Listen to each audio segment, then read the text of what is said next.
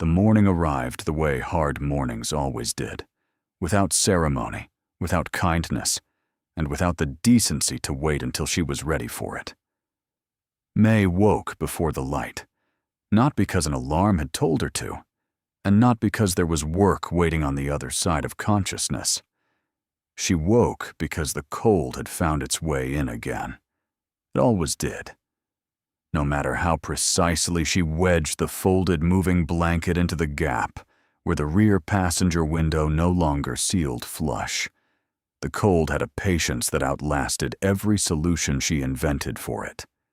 It crept in low along the floor of the car, curled around her ankles, and climbed until it reached the place between her shoulder blades where tension lived permanently now, like a tenant who had long ago stopped paying rent.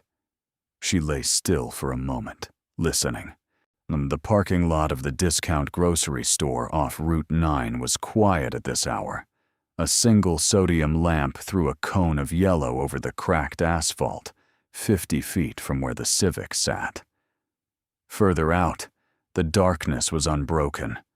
She had learned which lots were safe for this, which managers left their overnight cameras pointed just a fraction too far left, which security routines ended at 10 and didn't resume until 6. She had not planned on learning any of these things.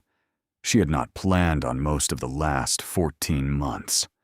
Behind her, tucked across the back seat with the precision of someone who had practiced this arrangement too many times, her daughter slept. Ruby was 6 years old, and she slept the way only children could sleep. Completely. Surrendered to it, while her small face open and unguarded in a way that May no longer recognized in herself. One sock had come half off in the night. May reached back carefully, eased it the rest of the way down, and tucked the foot back under the hem of the oversized jacket she had folded into a makeshift quilt. Ruby didn't stir. May sat up slowly and stared through the windshield at the empty lot. She allowed herself exactly 2 minutes of this. 2 minutes of just sitting before the day's calculations began. She had learned that the calculations were unavoidable, so the only discipline available to her was controlling when they started. 2 minutes of the parking lot and the sodium lamp. 2 minutes of Ruby's breathing and the distant sound of a truck on the highway. Then she reached for her phone. The screen cracked in the upper left corner from a fall she couldn't afford to fix, and began. The checking account held $19.43. She knew without looking, but she looked anyway, because certainty was one of the few things she still controlled. 1943. The tank of gas had cost $31 2 days ago, and she had needed to decide, in the aisle of the Speedway station, whether she was buying food or mobility. And mobility had won, because without mobility she could not get to the day labor placement agency. And without the agency, she could not work. And without work, there was nothing. The math was circular and exhausting, and entirely without exceptions. She had worked 3 days this week, 2 at the industrial laundry facility 11 miles north, on sorting and folding linens in a room that smelled of bleach and steam for 7 hours at a stretch. 1 day, bagging mulch at the garden supply warehouse, which paid slightly better and left her hands red and raw by noon. She had a 4th day tentatively confirmed for this coming Wednesday, assuming the woman at the agency remembered to put her name down, which was not a guarantee. Assuming also that her car started reliably, which lately had required its own small ritual of patience and negotiation. 1943. She set the phone face down on the dash and looked at the sodium lamp. Ruby had not been in school for 3 weeks. This was the thing May could not think about directly for very long without something tightening in her chest that she did not have a precise word for. She thought about it in pieces. The way you looked at something too bright, briefly, at an angle, then away. Ruby needed school. Ruby was bright, attentive, curious in a way that asked questions May sometimes didn't have answers to. And she needed a classroom, and a teacher, and a desk, with her name written in pencil on a piece of tape, and a routine that was not determined by whether a parking lot was safe. May had called the elementary school in the nearest town twice. Both times, she'd been transferred to an enrollment officer who asked for proof of address. Both times, she had said she was working on it. Both times, the voice on the other end had been polite and entirely final. She had tried the shelter system. She had not been naive about it. She had gone in, knowing it would be imperfect, or had prepared herself for crowded conditions and limited privacy, and the strange grief of surrendering small dignities one at a time. What she had not prepared for was the 2-week waiting list, and the fact that the family units, the rooms that accepted mothers with children, were fewer than the demand for them, and that demand showed no sign of easing. She was on the list. She had been on the list for 41 days. She checked her phone for updates from the intake coordinator with the same regularity she checked the bank balance. This was how she had arrived at parking lots, not through carelessness or failure of character or any of the other explanations she had, once in a previous life, found it comfortable to assume about people in her current situation. She had arrived here through a sequence of specific events: a small business that did not survive the year it opened, a lease that ended 3 weeks before she expected it to, a family that was geographically distant and financially unable, and a job market in this county that rewarded experience she didn't have and credentials she couldn't afford to pursue. Each step had seemed survivable on its own. Together, they had formed a current she had not been able to swim against. She thought sometimes about what her life had looked like from outside, 14 months ago. She had owned a small alterations and tailoring shop in a strip mall near the edge of town. It had not been glamorous. The margins had always been thin, and she had worked more hours than she billed, and the strip mall itself had a quality of slow abandonment about it. One anchor tenant at a time going dark, the foot traffic declining like a tide that did not return. But it had been hers. She had sewn name patches onto children's school uniforms and let out the waists of dress pants for men who ate lunch at their desks, and she had been good at it.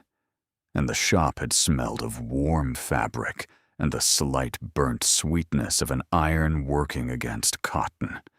And it had been enough. It was not enough anymore, because it no longer existed. The light in the parking lot shifted as a cloud passed over a moon she hadn't noticed. Ruby murmured something in her sleep, one of the soft half-sentences she sometimes spoke at the edge of dreaming, and May turned to look at her again. 6 years old. She would figure this out. She started the car. The county was small enough that its auctions were community events, more than commerce. They happened 4 times a year in a converted feed barn on the property of a man named Hargrove, who had operated the business for 3 decades and whose mustache arrived in the room several seconds before the rest of him.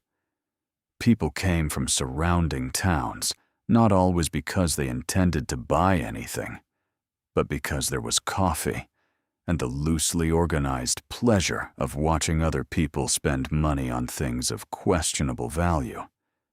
The humor was gentle and mostly self-directed, and there was a specific kind of ease that came from standing on familiar ground with familiar faces. And even when the ground itself was old asphalt, and the faces were weathered, and the coffee was barely distinguishable from hot water with ambitions. May had driven out to 2 previous auctions, Not to bid. She hadn't come with that intention either time. But because the auctions occasionally had box lots of miscellaneous goods, the kind of grab bag assemblages that estate liquidators put together when they were tired of itemizing. And sometimes those lots contained things she could use or resell. A working toaster she'd sold on the app for $8, a box of old sewing patterns she'd kept, a set of mismatched curtain rods she'd intended to sell and then forgotten about. It was not a sustainable strategy, but it was a strategy, and she had learned that strategies accumulated the way coins did, individually insufficient, collectively not nothing. She pulled into the gravel lot on the Wednesday morning of the October auction, with Ruby in the back seat and a travel mug of gas station coffee going lukewarm in the cup holder.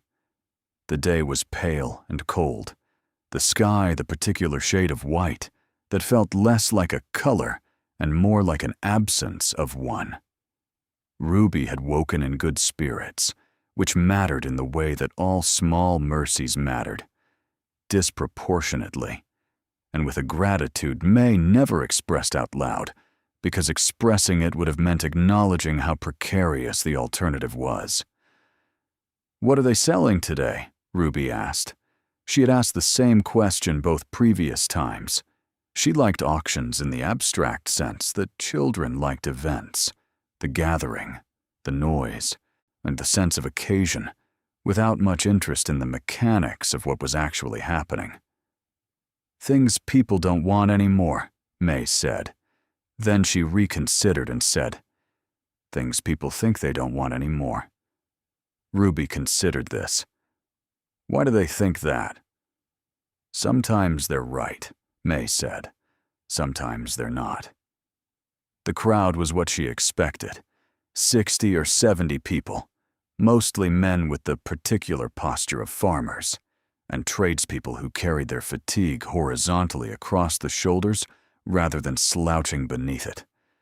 Several women she recognized from town, but did not know by name. A younger couple near the back who looked slightly out of place. She thought perhaps they were there for the furniture lot, which had been advertised online. The coffee table near the entrance was doing steady traffic. Someone had brought a box of store-bought donuts and left it open and unattended, and it was already 2/3 gone. She found a spot near the side wall where she could see the items being presented without being in the center of things. Ruby stood next to her and held her hand with the casual possessiveness of children who have learned that proximity to their parent is a form of safety. May watched the early lots move quickly, a set of shop tools, an older riding mower that needed obvious work, a collection of metal shelving units. The prices were modest and the pace was brisk, and Hargrove controlled it all from the front of the room with the practiced authority of a man who had been doing this for long enough that the whole enterprise had become as natural as breathing.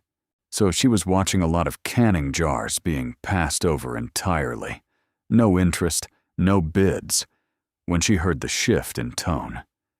It was not a dramatic shift.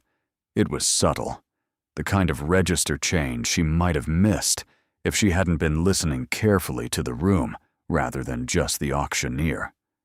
Hargrove's voice took on a slightly different quality, a kind of anticipatory amusement, like a man who knew that what he was about to say would land in a particular way. "All right, folks, we're nearly through, and I've got one more piece on the manifest today. Odd item. Small barn structure. Sits on a plot off the old Harwick Road, out near the eastern end of the county. Belonged to the Deering estate. They want it gone. We're starting the bid at $1. The response was immediate and warm. Someone laughed outright. Someone else said something she didn't catch, but the tone around it told her it was a joke and that it landed. A third voice from near the coffee table said, loudly enough to carry, $1 sounds about right for a Deering barn. And that got more laughter, the participatory kind that spread across the room because everyone understood the reference. May didn't understand the reference. She didn't know the Deering estate. She looked at the photograph being held up. A printed sheet, slightly blurry, the image extracted from something larger. A small barn, red or once red, the paint gone pale with age, but not peeling. A simple peaked roof, a single window on the visible wall. It stood alone in the photograph, no context around it, no trees or road or other structure to give it scale. It was possible it was very small. It was also possible the photograph had just cut those things out. Hargrove was grinning. "Do I have $1?"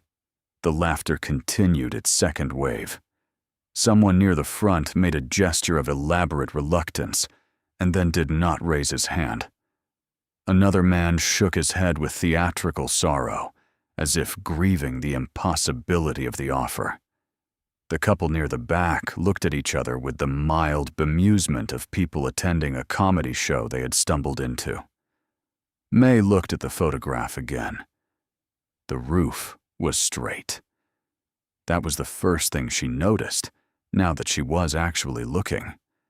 Not sagging, not bowing, straight.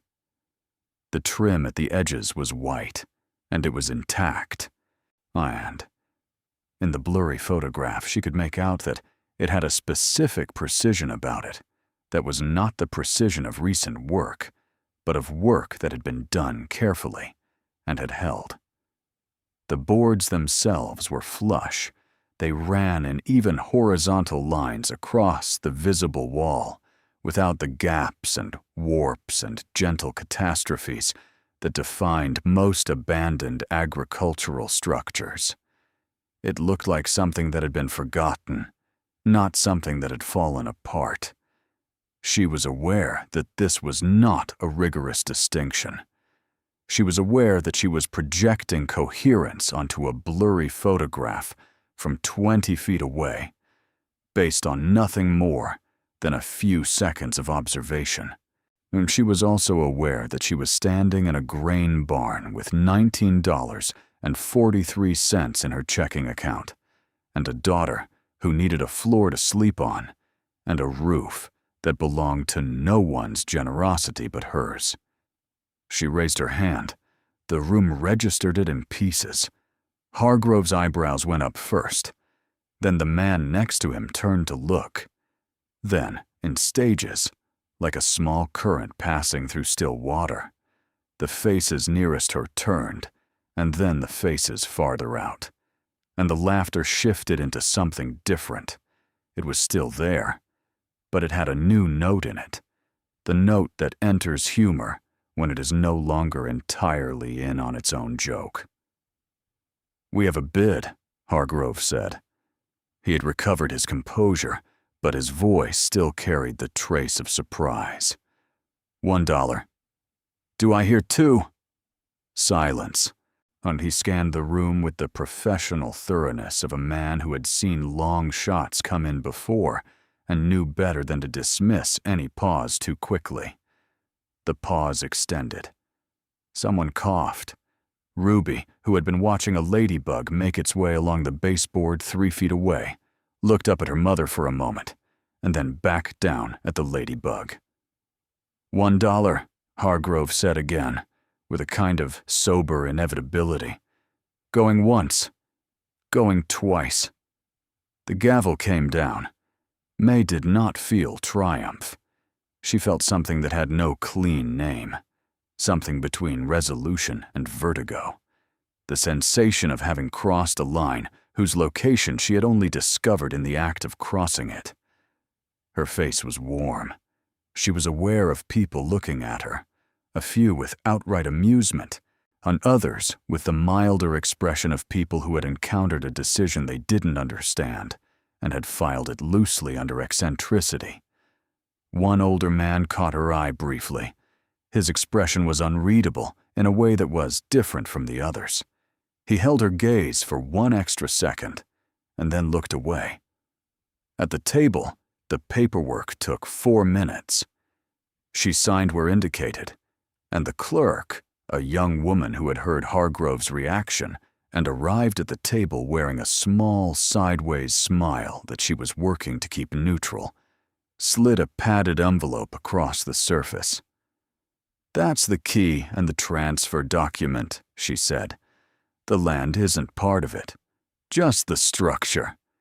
It's all spelled out in there." May picked up the envelope. It weighed almost nothing. "Thank you," she said. In the car, with Ruby buckled in and the envelope on the passenger seat, she sat for a moment before turning the key.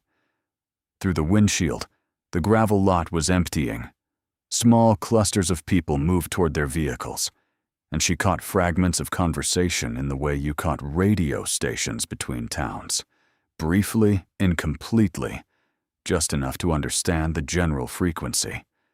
Her name was probably in some of those conversations. Or not her name. She was not known here well enough for that. But the shape of what she had done. She started the car. "Mama," Ruby said. "Yes." "Did you buy something?" "I bought a barn." Ruby processed this with the serious consideration she gave most information. "Is it a big barn?" "It's a small barn." "Can we fit in it?" May looked in the rearview mirror at her daughter's face. Open, earnest, so entirely without the weight of what a question like that contained. "I think so," she said. "We'll go see." The Harwick Road was the kind of road that maps acknowledged reluctantly. It ran east from the County Line Road for approximately 3 miles before becoming something closer to an intention than a thoroughfare. The asphalt giving way to packed gravel, and then to gravel that had lost its packing. The surface becoming uncertain in the way that surfaces did when no one had cause to maintain them. Trees pressed in on both sides, the hardwoods in their October copper and yellow, the evergreens holding their color with the stubbornness of things that did not acknowledge seasons on principle. She almost missed the turn. There was no sign, only a break in the tree line that she recognized at the last moment from some quality of the angle, a specificity of gap that did not belong to natural growth. She slowed and turned, and the Civic moved down a short track of compacted earth and came to a stop in a small clearing. The barn was ahead of her. She sat for a moment with the engine off, looking at it through the windshield. It was smaller than she had imagined from the photograph, though the photograph had given very little scale, perhaps 30 feet wide, perhaps 40 deep. She was estimating badly, she knew, because distances were hard in this light at this hour. With the afternoon sun sitting low and heavy on the tree line to the west, and the clearing in the long shadow of a tall stand of oaks to the north. But small, unambiguously small. A modest structure, on by any measure. The paint was red, or had been. The color had faded to something between rust and rose, the surface worn to a softness that was different from neglect. It was more like weathering in the geological sense, the way stone became smooth not through damage, but through time's patient attention. The boards beneath were still visible, their grain raised slightly by years of sun and freeze, but they were intact. She looked for the bowing and splitting that characterized truly abandoned structures and found almost none. A board near the base on the left side had a horizontal crack. She could see it from here, but even that was arrested, not progressive. Whatever the crack had started as, it had not continued. The roof was the thing. The ridge line ran straight as a line drawn against a ruler from end to end. The pitch was even. The shingles were worn, certainly, and she could see from the car that some had cracked along their length, but the structure beneath them held. There was no sag at the ridge, no soft place she could identify in the middle thirds where roofs tended to yield first when the trusses gave way. Someone had built this with attention to the geometry of load distribution, and that attention had held. Ruby had been uncharacteristically quiet during the drive. Now she pressed her face against the window. "It's little," she said. "Yes. It looks like a toy barn." "It does a little," May agreed. "Is it ours now?" May thought about the precise legal language in the transfer document, which she had only glanced at. The structure was hers. The land remained the property of the Deering estate, which apparently had no intention of developing or using it. And the transfer document contained a clause allowing the structure to remain on the site for up to 5 years, provided it did not present a hazard.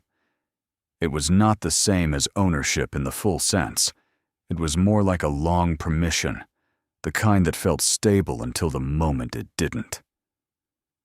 "It's ours for now," she said. She opened the car door, and the air met her immediately, cold and clean, carrying the particular smell of October woodland that she had forgotten during the months in town, the smell of leaves returning to earth and bark absorbing moisture, and the faint edge of wood smoke from somewhere a mile off that was someone else's fire in someone else's house. She breathed it and felt something shift minutely, a fraction of the coiled quality in her chest releasing without her permission. Ruby climbed out and stood in the clearing and looked at the barn with her head slightly tilted. "Can I touch it?" "Of course you can touch it." Ruby walked toward it with the deliberate pace she adopted when something interested her genuinely. Not running, but not dawdling, moving with intention. She reached out when she was close enough and laid her palm flat against the wood of the wall, and her expression took on the concentrated quality that meant she was paying attention to something she could not quite name. "It's warm," she said. May looked over at her. "What?" "The wall. It's a little warm." May crossed the clearing and pressed her own hand against the board beside her daughter's. She expected the cold neutrality of wood in October, the passive chill of a surface that had been in shade all afternoon.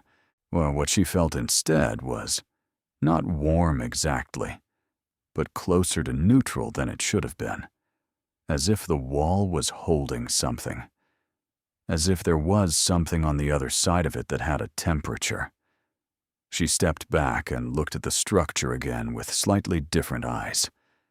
The key was an old one, heavy, with a straightforward mechanism, the kind that had been standard in agricultural buildings before security became something farmers thought about, in terms of cylinders and deadbolts.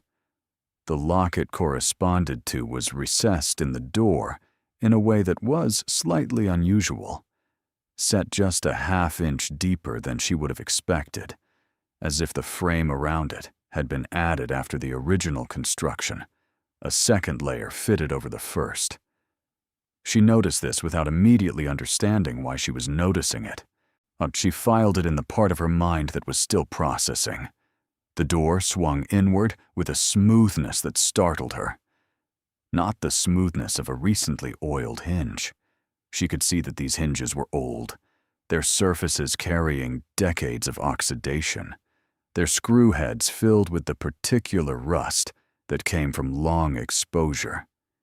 It was a different smoothness, the smoothness of a mechanism that had been made precisely and had continued to function precisely because it had been made that way, not because anyone had maintained it.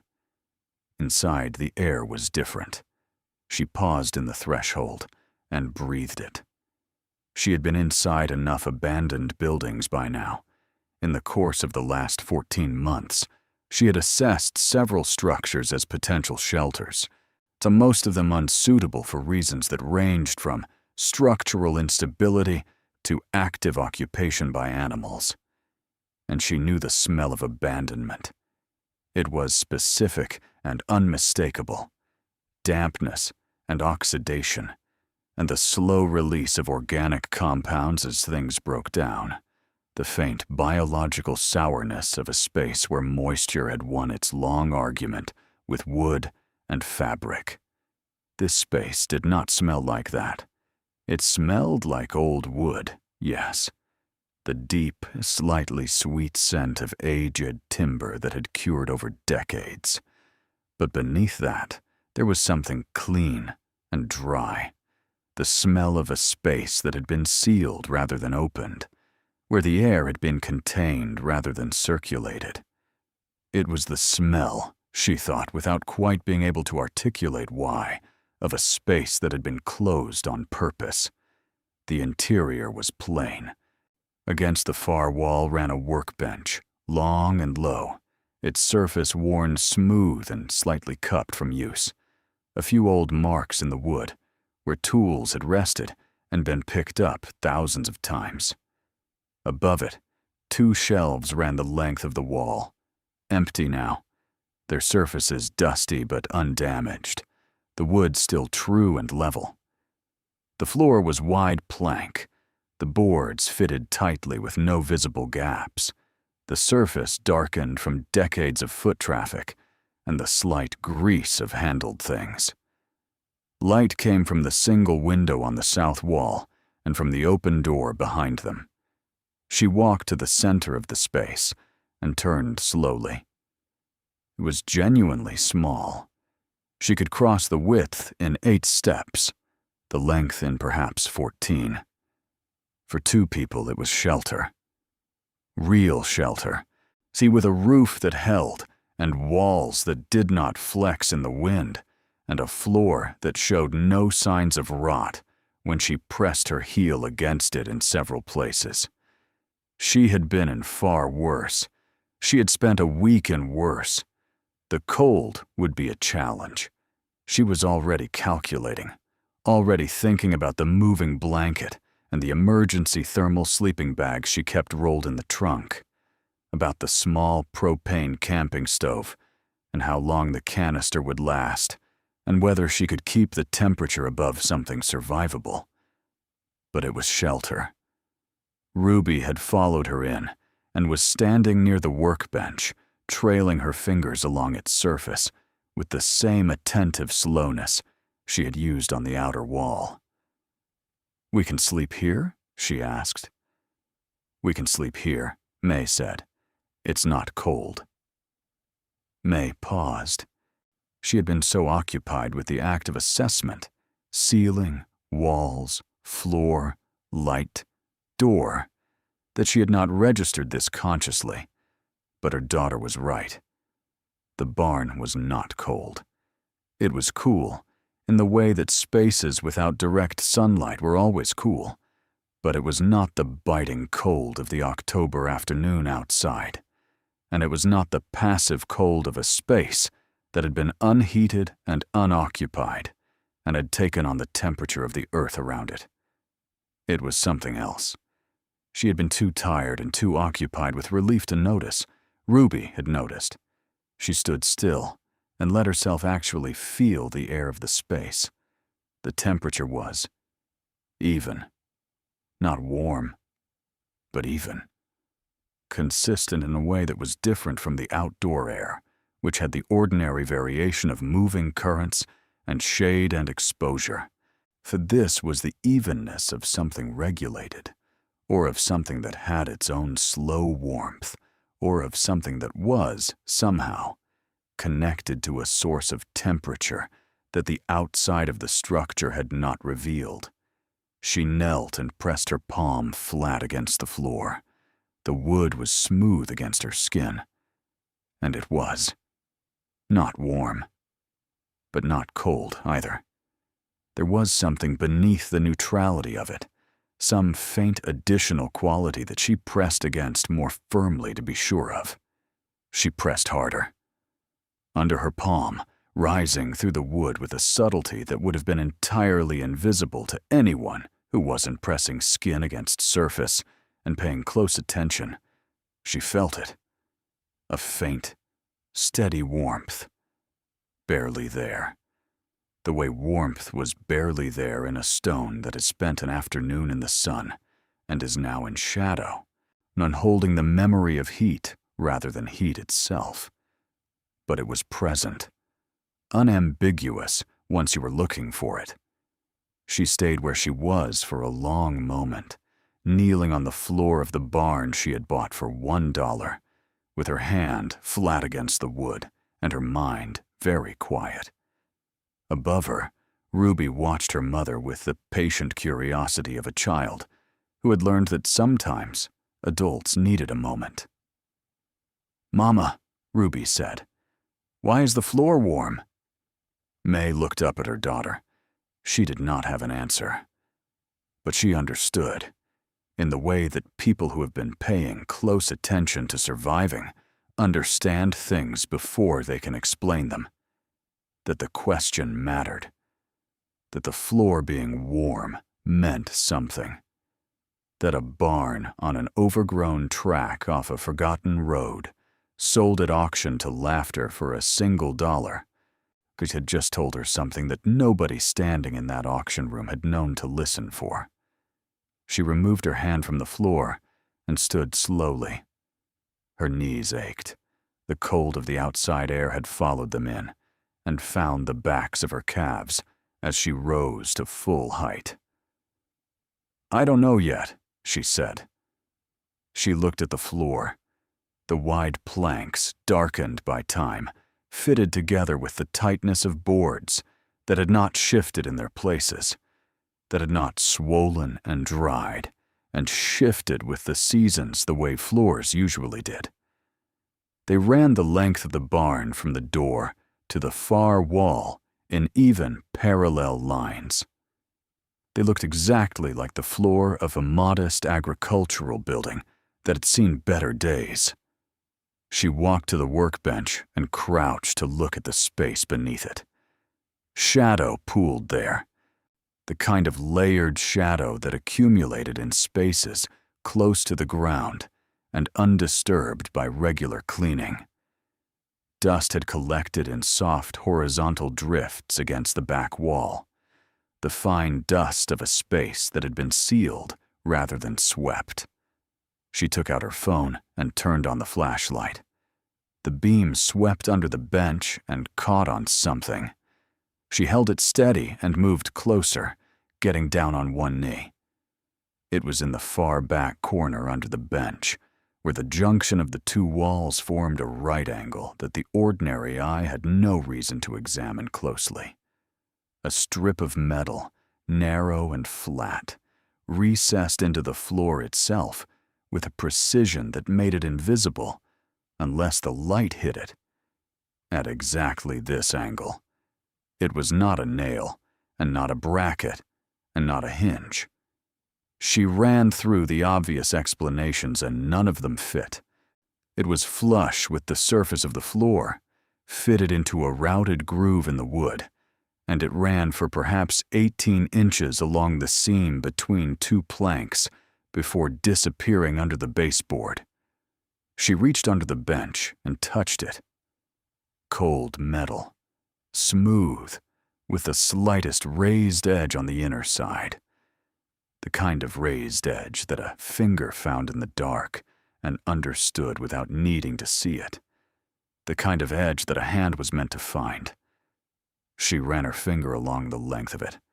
At the midpoint, her fingertip dropped into a small depression, a recess, circular, deliberate, sized for a thumb. Not for storage, not for structural reinforcement, for grip. She pressed her thumb into it. From beneath the floor of the barn, transmitted through 18 inches of wood and whatever lay between, till she felt the faintest possible resistance. A mechanism shifting incrementally, the internal logic of something that had been still for a very long time, and was being asked after all these years, to move. She exhaled slowly. Outside, the sun had reached the tops of the oaks, and the clearing had gone gray with the early dark of October. Ruby was standing in the center of the barn, with her arms folded against the cold that had begun in earnest to seep through the walls, watching her mother in the way she watched when she understood that something important was happening without knowing what. May removed her thumb from the depression in the metal strip. She stood up. Her mind was operating on 2 tracks simultaneously. The practical one, already calculating what she needed from the car, already thinking about light and tools and the order of steps required for whatever this was, and the other one, the one that had no name and no calculus, the one that felt the strange weight of a moment that had not yet declared itself, but had already become, irrevocably, different from the moments before it. She crossed to the door and looked out at the clearing. The car sat where she had left it, patient and inanimate, the cracked windshield reflecting the last gray light of the sky. She turned back to her daughter. "Ruby," she said, "can you do something for me?" "Yes," Ruby said immediately, the way she always said yes to things from her mother, without hesitation, without qualification, because the habit of trust was still intact.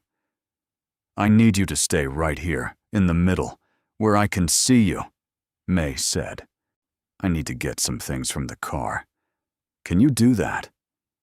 Ruby nodded, her arms still folded, her face still carrying that quality of patient, careful attention. May walked to the car and opened the trunk. Inside, the moving blanket, folded. The 2 emergency sleeping bags in their compression sacks. The small propane stove in its case. The canvas bag of miscellaneous tools she kept, because she had learned that this was the kind of life in which you kept tools and did not know in advance which ones you would need. A flashlight, a good one, with fresh batteries she had replaced 3 days ago. The small first aid kit. Ruby's backpack with the change of clothes and the 2 paperback books and the stuffed rabbit named Clementine. She took the flashlight first, then she reached for the canvas tool bag and thought for a moment and pulled out the pry bar. Short, straight, the kind sold in hardware stores for $20. Not because she needed it, because she did not yet know what she needed. She stood beside the car for one moment with the flashlight in her hand, and the early dark coming down over the clearing, and the barn standing there, small and red and quiet, giving nothing away. Her hand was steady. She walked back inside. The flashlight changed the space. In the flat gray light of the afternoon, the barn had been a single, undifferentiated interior. Floor, walls, bench, shelves, a window's worth of sky. Under the flashlight's beam, it became something with depth and shadow and detail. A space that offered itself differently, depending on where you pointed the light and with what intention. She swept it slowly, moving from the doorway toward the back wall, and what she had dismissed as ordinary barn construction in the daylight now presented itself in a different grammar. The joinery at the wall corners was too precise. She paused the beam there, at the place where the east wall met the north wall, and studied the junction. It had the tightness of cabinet work, not framing. The boards were butted and fitted with a care that she associated with furniture making, with the kind of craftsmanship that worked slowly and checked its angles repeatedly and did not proceed to the next step until the current one had been made right. Agricultural structures were not built this way. They were built to stand and to weather and to be repaired by the person who used them, with an understanding that time and use would require correction, and so the precision built into them from the start was the precision of adequate and durable, not the precision of exact. This was exact. She moved the beam to the floor and crouched again, looking at the planks in the focused light. They were fitted with the same quality. The seams between them were hairline thin and consistent, running the full length of each board without the slight variations that came from boards being laid by a practical hand rather than a perfectionistic one. She pressed her fingernail into one seam and felt almost no give, no soft gap, only the faint resistance of wood that had been fitted against wood with the intention of permanence. Under the workbench, then she directed the beam at the metal strip again. In direct light, she could see what she had only felt before. The strip was set into a rooted groove that was itself a piece of craft. The edges of the groove were clean and parallel, the depth consistent along its entire length. The metal was not rusted. This was the thing that registered now, in the beam's unambiguous light. Everything else in the barn showed the patina of age, the oxidized hinge hardware, the darkened grain of the floor planks, the faint stain of old moisture along the base of the south wall. The metal strip showed none of that. It was dull, not bright, but dull in the way of a material that had been deliberately protected rather than simply overlooked. She pressed her thumb into the circular depression again. This time, she held it longer. She was not testing the mechanism. She was listening to it.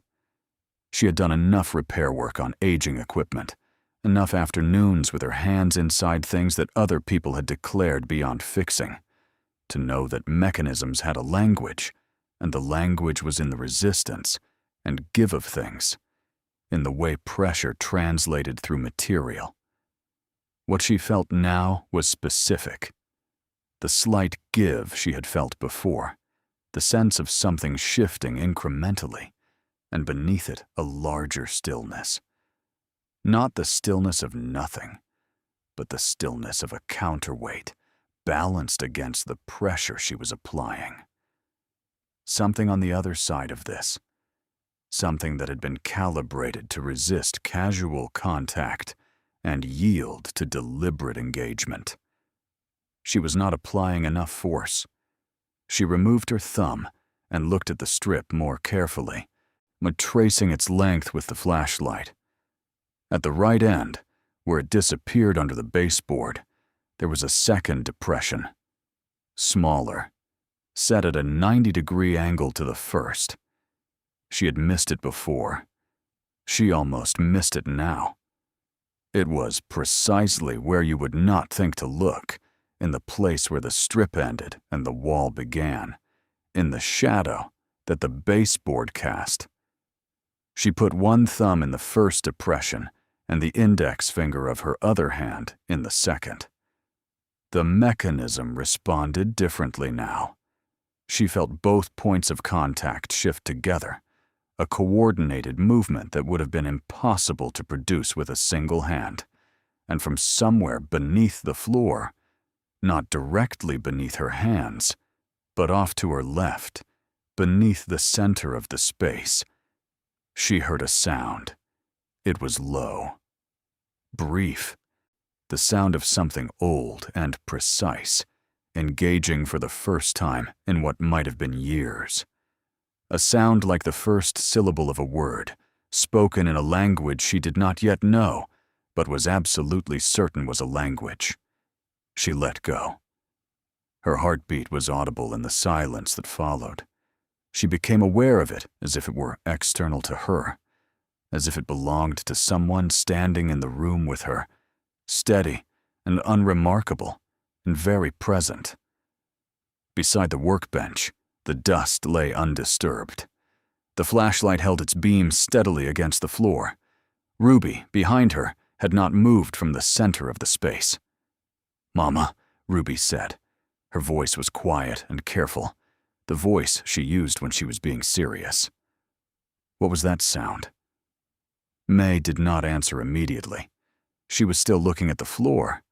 At the center of it, about 3 feet to her left, where a single wide plank ran the full width of the barn from wall to wall. It was identical to every other plank. It had the same color, the same surface grain, the same slight darkening along its length from decades of foot traffic. Except that it was the source of the warmth. She knew this now. The way you knew things after your body had been paying attention without your permission. The warmth she had felt under her palm earlier was strongest. Here, radiating upward through this plank, with a steadiness that wasn't ambient, that did not dissipate as she moved her hand a foot in either direction, that returned when she came back to this exact location.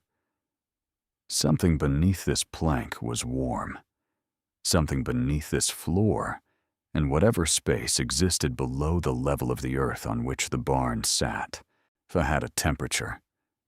And that temperature wasn't the temperature of rock or soil or the cold geology of an October hillside. It was something else, something that held heat the way inhabited spaces held heat.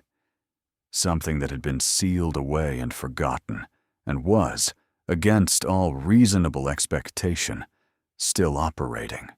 She sat back on her heels and looked at the door, where the clearing beyond was almost fully dark now, the last of the western light gone behind the tree line, and thought about everything she did not know.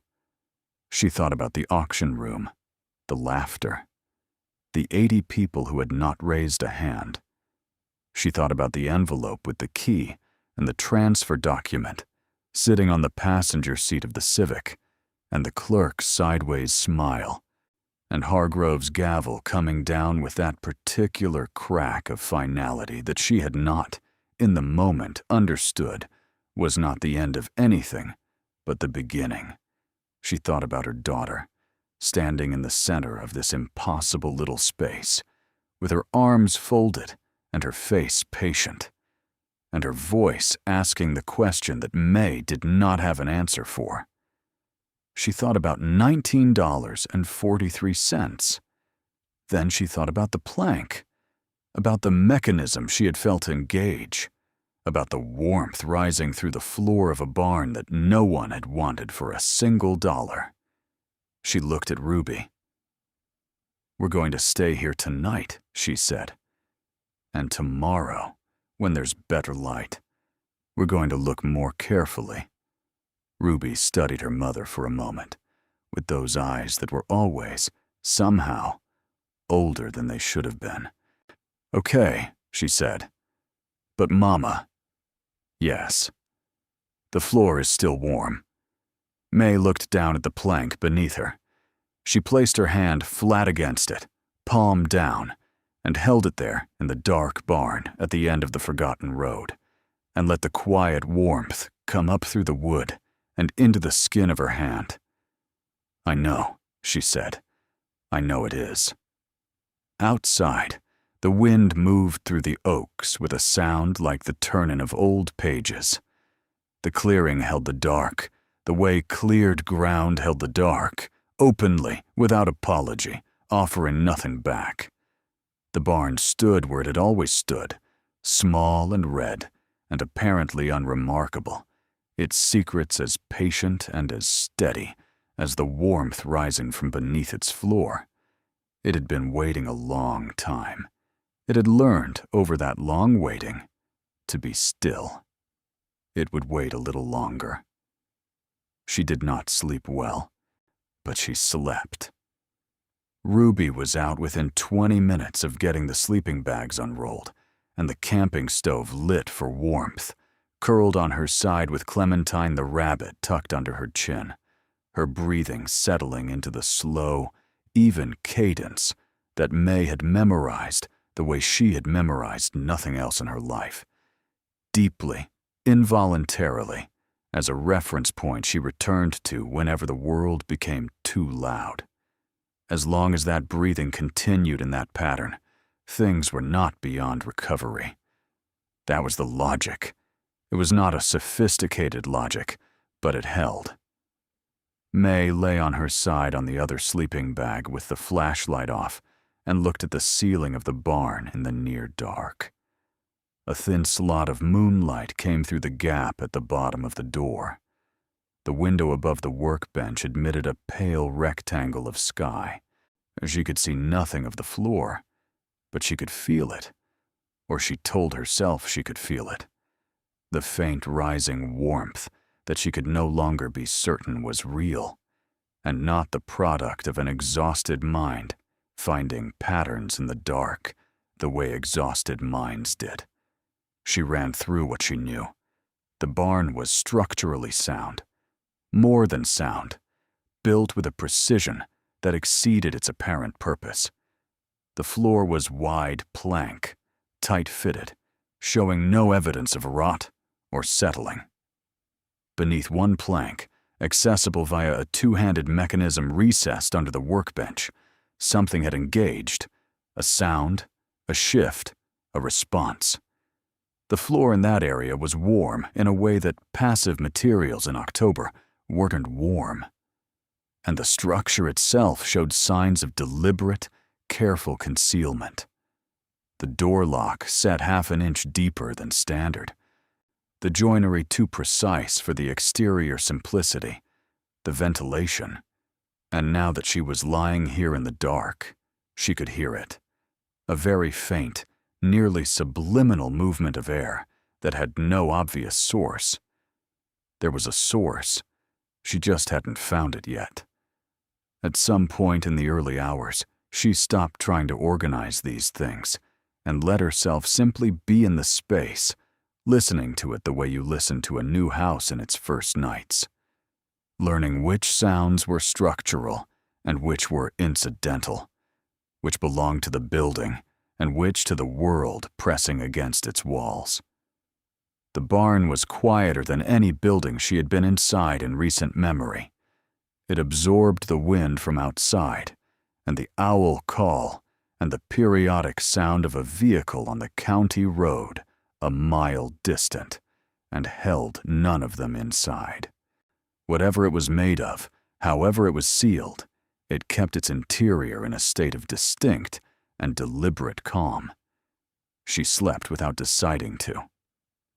The morning arrived clean and cold, the sky through the barn window, the particular pale blue of late October, when the air has been rinsed by overnight cold, and the light has no warmth in it, yet, but has a clarity that compensates. Ruby was already awake when May opened her eyes, sitting cross-legged on her sleeping bag with Clementine in her lap, studying the far wall with the attentiveness of a child who had been waiting patiently for the world to resume. "Good morning," Ruby said. "Good morning," May said. Her voice was rough. She sat up and pressed her hands to her face and breathed. "The floor is still warm," Ruby said. May looked at her daughter. Ruby was watching her with an expression of patient scientific interest. "You checked?" "When I woke up. I put my hand down and it was still warm. So I left it there for a while."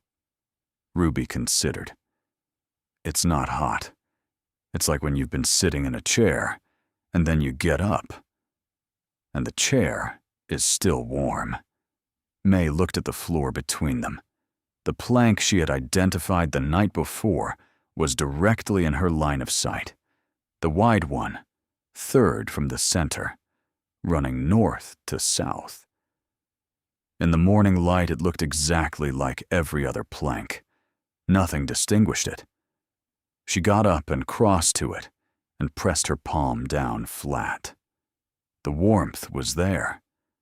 Not the ghost of warmth, not the residual temperature of a stone that had been in the sun.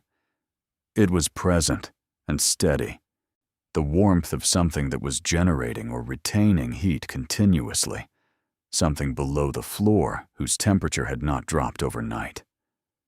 She stood up and looked at the workbench. "Ruby," she said, "I'm going to do something, and I need you to do something for me." "Okay. I need you to sit exactly where you are and not move until I say. Can you do that?" "Yes." A beat. "Is it going to be loud?" "I don't think so." "Okay." May crossed to the workbench and crouched. In the morning light, the details she had found with the flashlight were sharper and more certain. The metal strip recessed in its rooted groove. The first depression at the midpoint, circular, thumb-sized.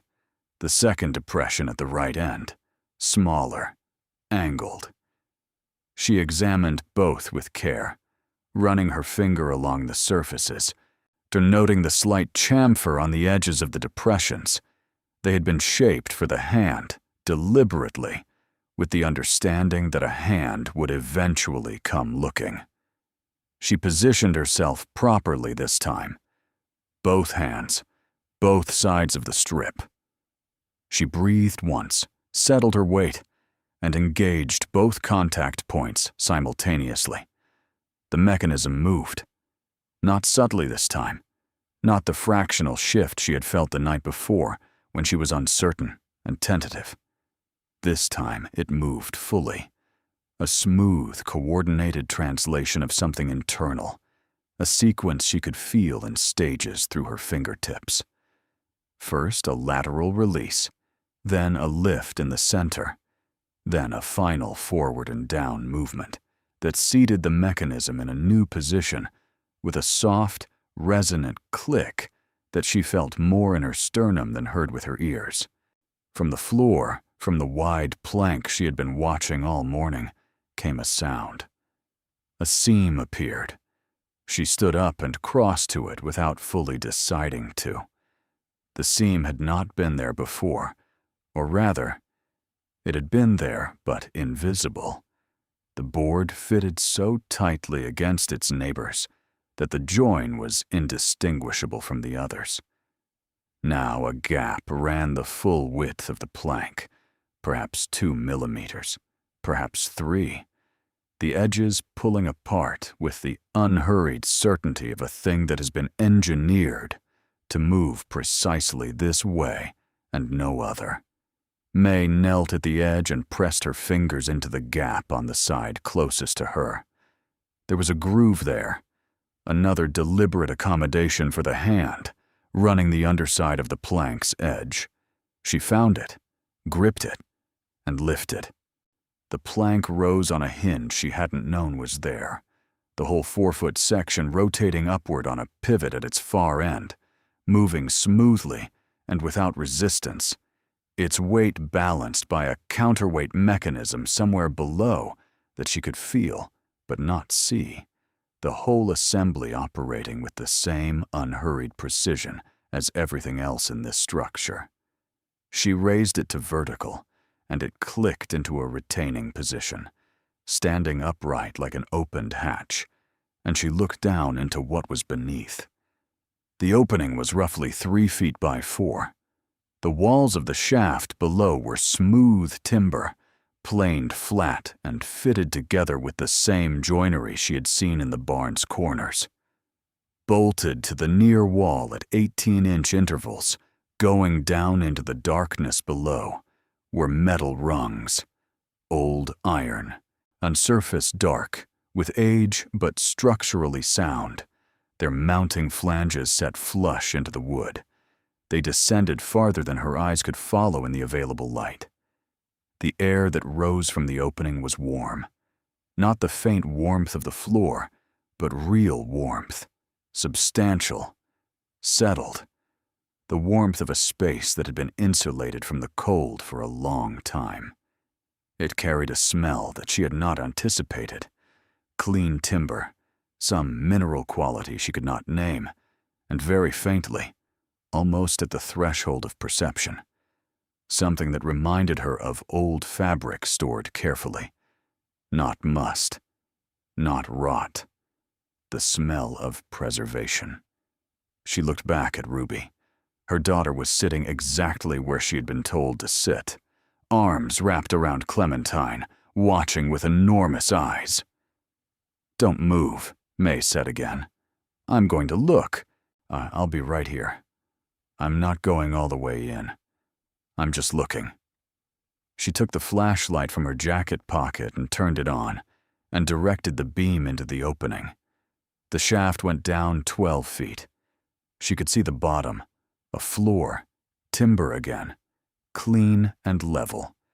And beyond the bottom of the shaft, the beam caught the edge of a larger space opening out. The rungs looked solid.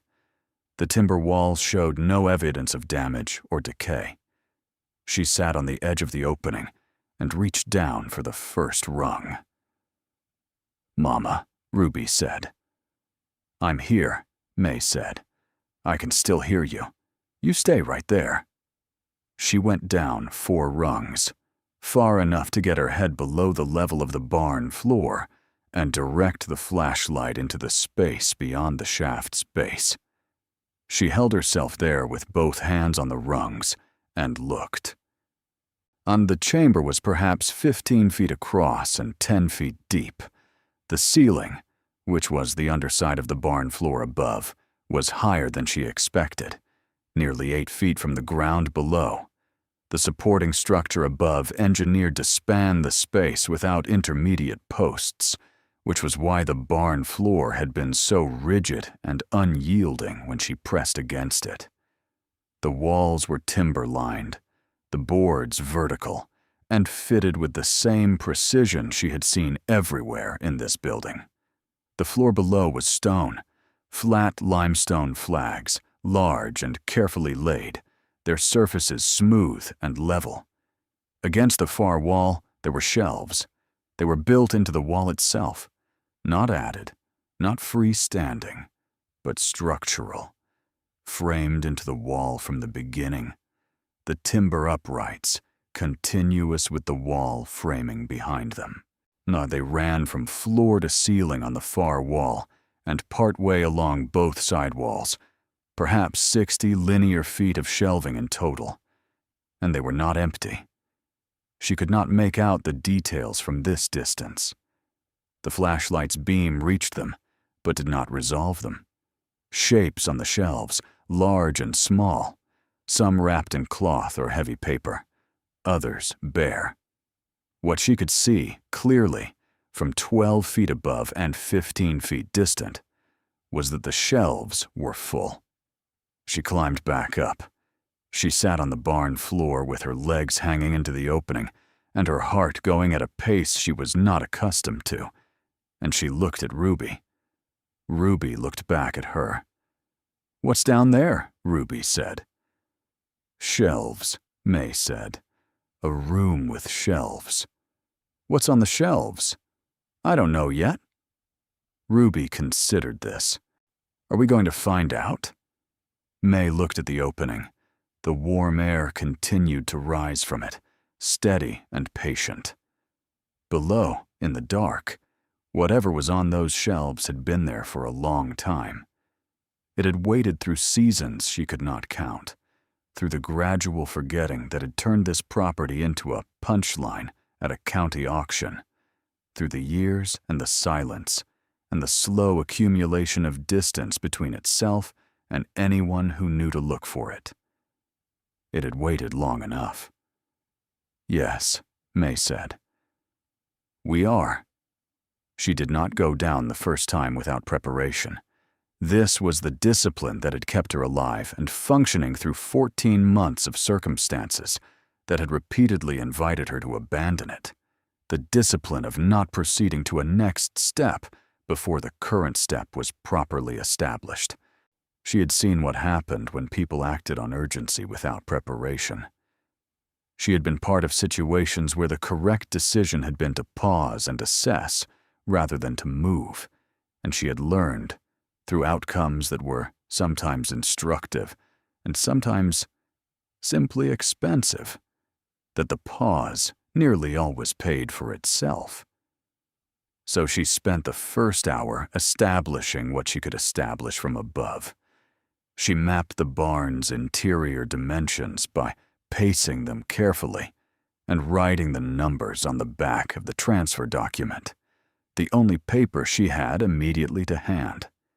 32 feet east to west, 41 feet north to south. She noted the position of the access hatch relative to those dimensions and calculated that it sat 7 feet from the east wall and 14 feet from the north wall. Not centered, deliberately off-center in a way that suggested the space below was also off-center, occupying more of the footprint in some directions than others. She examined the access mechanism more carefully and found that it was one of 3. The 2 she had not yet activated were revealed now that she knew what to look for. Metal strips in routed grooves, positioned under the shelter of the workbench, spaced at intervals that she understood now were not random, but corresponded to a logic she hadn't yet grasped. They were inert, still locked in their original positions. The one she had engaged was the outermost. The sequence, she suspected, mattered. She found the ventilation. She had heard it the night before without identifying it, a faint movement of air that had no obvious source. In the morning light, she traced it to a section of the north wall, where, at head height, 3 narrow boards ran horizontally across the vertical framing, in a pattern that looked at first like decorative banding, but revealed on close inspection to be a series of baffled vents, each perhaps a 1/4 inch wide, positioned at angles that drew air in or expelled it depending on external pressure differentials. The system was passive and clever, designed to function without mechanical assistance, maintaining a minimum air exchange in the space below without creating any external evidence of a vent. No grill, no opening visible from outside, no draft that could be felt at the interior wall surface. She went back to the hatch. This time she told Ruby to sit by the door and to shout if she heard anything from outside, and she gave her this job with genuine purpose. There was something calming about having a job. She had learned this the way she had learned everything practical in the last year, through necessity. And Ruby accepted it with the seriousness it deserved and positioned herself near the door with the focused manner of a child on assigned duty. May went down, the rungs held without any flex or protest. She descended them with the unhurried attention she gave to everything load-bearing now, testing each one before committing her weight, feeling for the give or creak that would signal compromised metal or a loosened mounting. There was none. The ironwork was as sound as the day it had been set. At the bottom, the stone floor was cold and solid beneath her boots. She swept the flashlight in a full circle. The chamber was larger than it had appeared from above. In part, this was the effect of being inside a space rather than looking down at it from an oblique angle. The ceiling was genuinely high, the proportions generous, the room something that a person could move through with ease rather than navigate with caution. But it was also genuinely bigger than she had estimated. She turned slowly, counting her steps as she walked the perimeter, and arrived at a room that was 18 feet wide and perhaps 20 deep, with a ceiling of 8 feet and walls that were plumb and true. The limestone flags beneath her feet were dry and level, each one fitted against its neighbors with the same obsessive precision she had encountered everywhere in this structure. She crouched and examined one seam with her flashlight, or running the beam along the hairline junction. No mortar. The stones had been cut and fitted without adhesive, relying on the accuracy of the cuts and the weight of the material to hold themselves in place. This was a technique that required patience and skill and the confidence to work without shortcuts. She stood and turned to the shelves, Up close, they were extraordinary. The shelving units were built from timber that had been finished, not rough construction lumber, but worked wood, planed and squared and joined with mortise and tenon connections that she could see at the uprights, the wooden pegs still proud of the surface by a fraction of an inch, the way old joinery always sat when the wood had dried and the fit had settled. The shelves themselves were thick and straight, and had not bowed under whatever they had held for however many years, which meant they had been built with an understanding of load and span that most people who built shelves did not possess, and the shelves held things.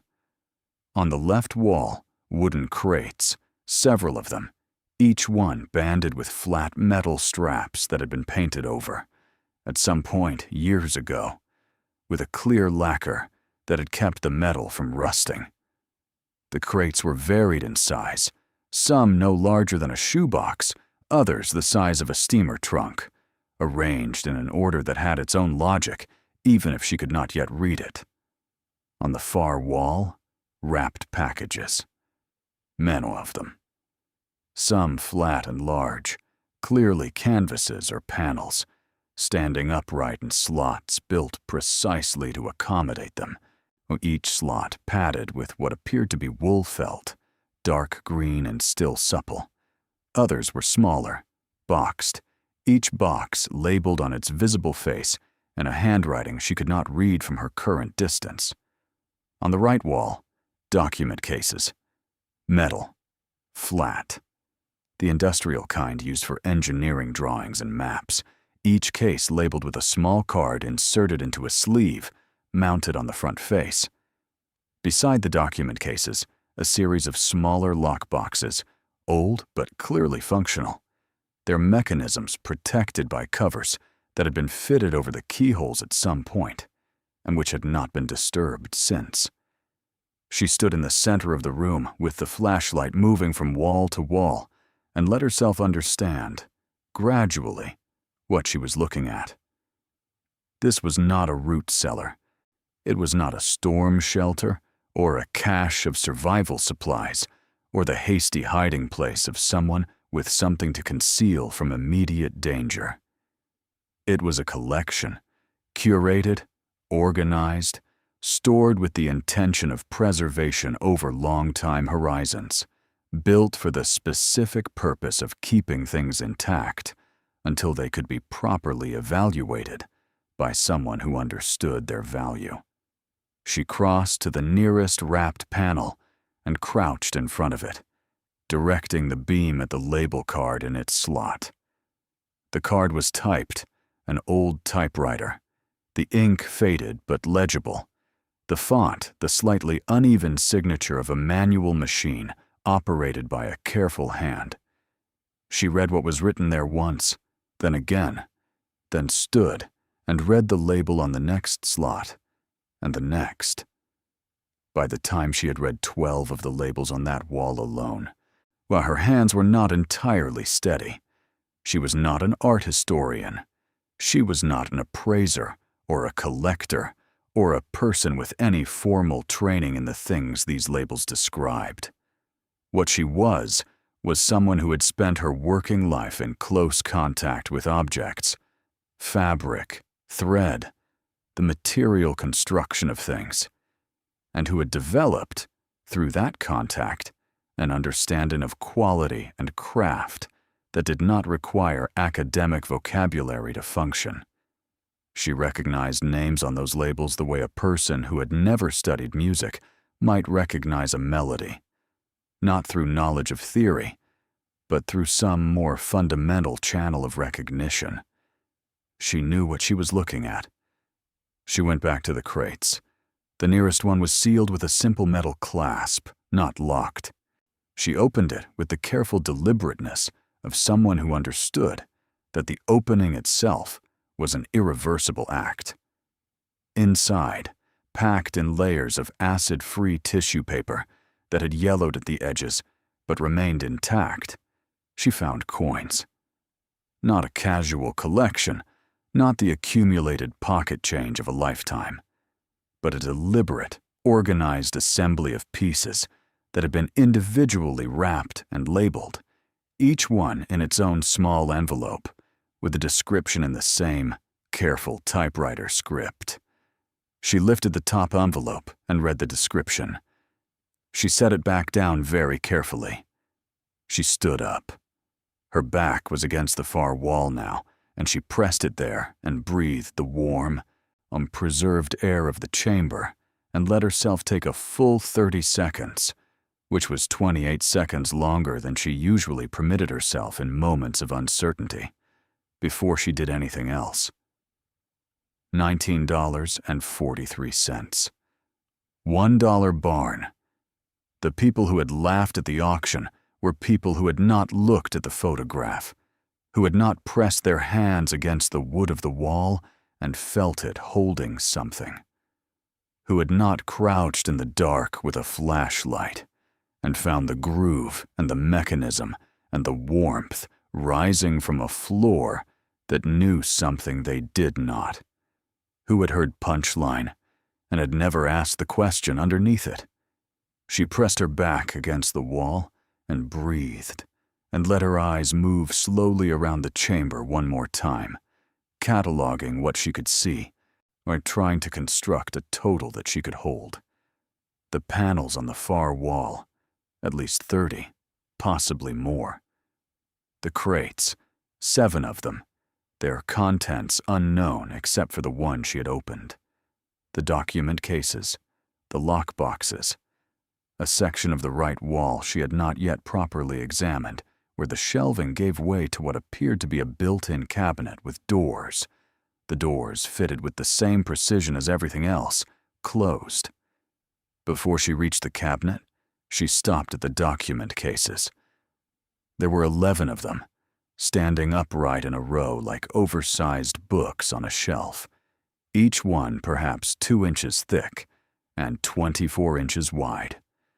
Their flat metal surfaces showing the muted patina of aluminum that had oxidized slowly over decades in dry air.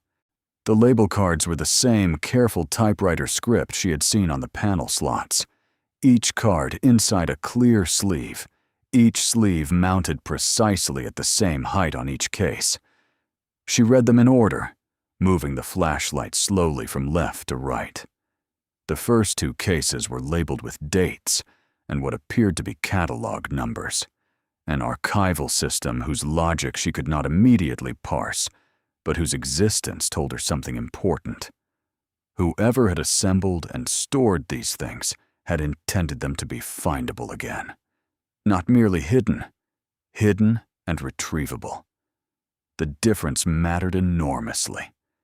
The 3rd case carried a different kind of label, not a catalog number, but a name and a year. And beneath them, in smaller type, 3 words that she read once, set the flashlight down, and then picked back up and read again in the steadier beam of a hand that had stopped shaking by an act of will. She understood now why the barn had been given away for nothing, not because no one knew what was here, because someone had decided that disappearance was safer than acknowledgement. The land had been parceled, the structure had been unbundled from it, and the whole assembly had been directed toward a county auction in October, where a crowd of people had performed, without knowing they were performing, the role that had been assigned to them, to laugh, to dismiss, to confirm through their collective indifference that nothing here was worth a second look. She set the flashlight on a shelf and pressed both palms flat against the cool stone wall and breathed slowly and deliberately for a count of 10. Then she picked up the light and turned to the cabinet.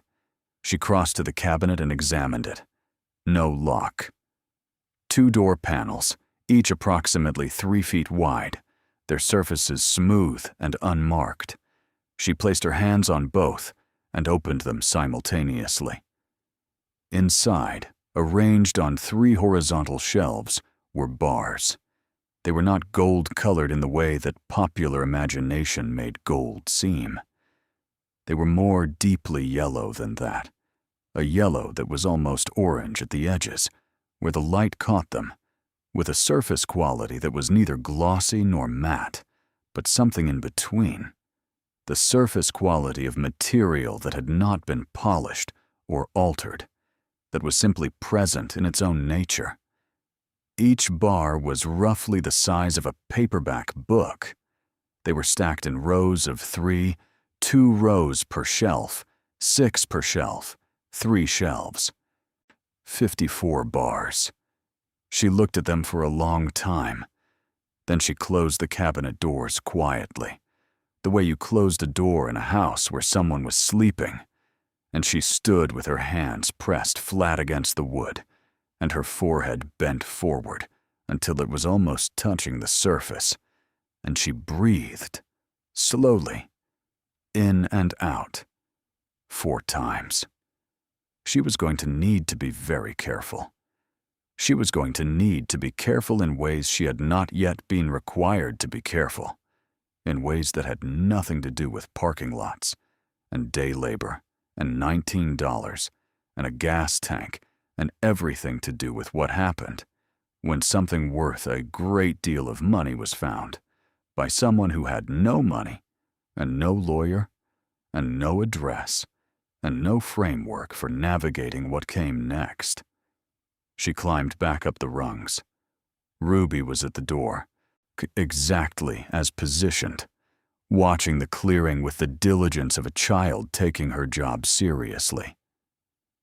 She turned when she heard her mother emerge from the hatch. "Mama," she said, "a truck went by on the road." "Which direction?" "It came from the left, and it went to the right. It slowed down when it was near the trees." May absorbed this. The track to the barn was not visible from the county road. The tree cover was too complete. But the track's entrance was visible if you knew to look for it, and the Civic parked at the end of it would be visible to anyone who looked. She lowered the hatch. The plank returned to its seated position with a soft finality, and the seam disappeared, the floor becoming once again what it appeared to be: ordinary, aged, unremarkable. She sat on the floor and thought. Whatever she had found in that chamber, she had found it legally. The transfer document was in the car, signed and dated, the transaction witnessed by a licensed auctioneer, and transacted in front of 60-some people. The structure was hers. The barn was hers. What was contained within the structure when she acquired it was hers. That was the principle. She was not an attorney. She did not know precisely how this principle interacted with estate law or historical artifact regulations, or any of the other frameworks that might apply to whatever those panels and those coins and those bars actually were. She needed to know. She also needed to not tell anyone yet. These 2 requirements were in tension with each other, and she sat with that tension for a moment, acknowledging it honestly, but not trying to resolve it before she understood it fully.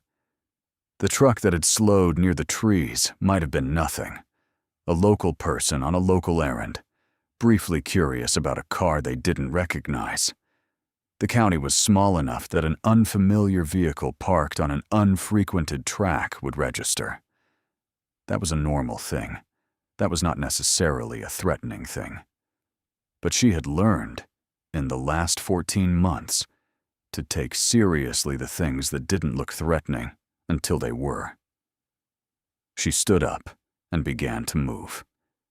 The library in the nearest town was 18 miles west and opened at 9. She was there at 9:14 with Ruby beside her and a browser history she was building with deliberate care, because she understood that what she researched now would constitute a kind of record, not in a sinister sense, simply in the practical sense that searches were searches and records were records, and she intended, from this point forward, to be a person who could account for everything she had done, and when and why. She started with the Deering estate. The estate was old. The Deering family had owned land in this county since the early part of the 20th century. Farmland, mostly. Some timber holdings. A few commercial properties in the county seat that had changed hands within the family several times. The most recent generation had been fewer in number and more dispersed geographically than their predecessors, and the estate had contracted steadily over the previous 2 decades as pieces of it were liquidated to cover the costs of properties that required more maintenance than they generated.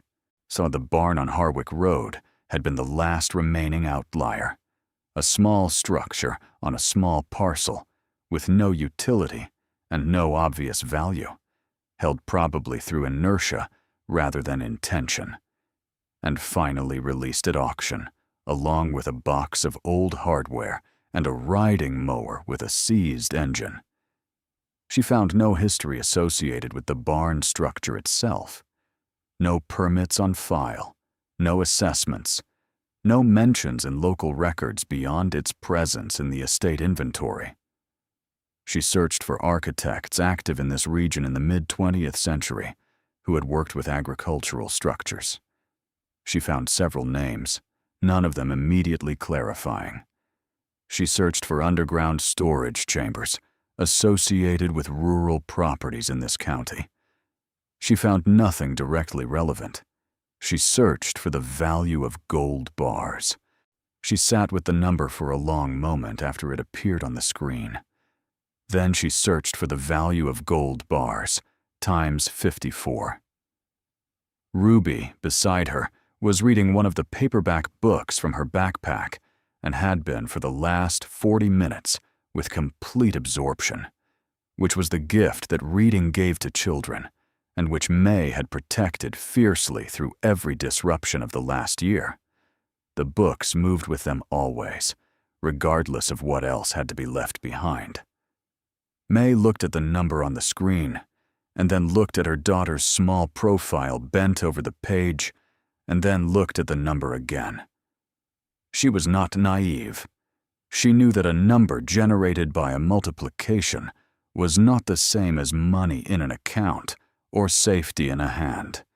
Between what she had found in that chamber and any version of what that number represented, there was a process: authentication, appraisal, legal consultation, tax and reporting obligations, the navigation of probate and estate law, and the question of what the Deering family might claim about contents discovered in a structure they had sold.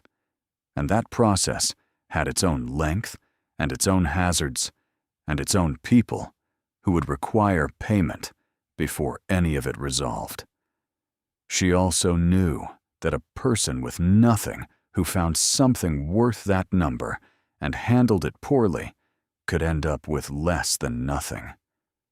She had seen enough of how systems worked to know that systems did not automatically protect the people who deserved protection. She needed 2 things before she went back to that barn. She needed to understand what she had actually found, properly, with the guidance of someone qualified to assess it. And she needed the kind of protection that she could not provide for herself. She searched for legal aid organizations in the county. She found 3. She read the intake criteria for each and identified the one most likely to take her call seriously. She wrote down the number. She searched for art authentication specialists and found that this was a broader discipline than she had realized, with subspecialties and certifications and professional associations she had not known existed. She found a name at a university 3 hours north who had been quoted in a newspaper article about historical art recovery in private collections. The article was 3 years old. She wrote down the name. Then she closed the browser and looked at Ruby. "Are you hungry?" Ruby looked up from the book. A little. We're going to get something, and then I need to make some calls. And then we're going to go back to the barn. Okay? Ruby marked her page. Okay. Then, Mama. Yes. When you were down in the hole this morning, what did you find? May thought about the gold bars in the cabinet, about the wrapped panels and the labeled crates, about the document cases with their cards, and the lock boxes with their covered keyholes, and the clean, preserved air of a space that had been sealed with intention. She thought about how to answer this.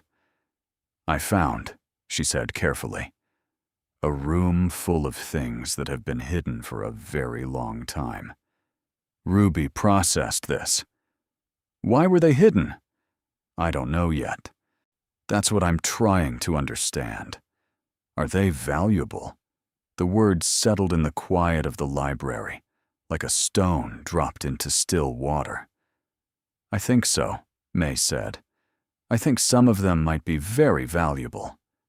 Ruby looked at her with those eyes, the patient, steady eyes that had watched her mother navigate impossible situations without losing the thread, that had learned to read May's stillness as a sign not of defeat, but of concentration, of a person gathering herself for the next step rather than surrendering to the present one.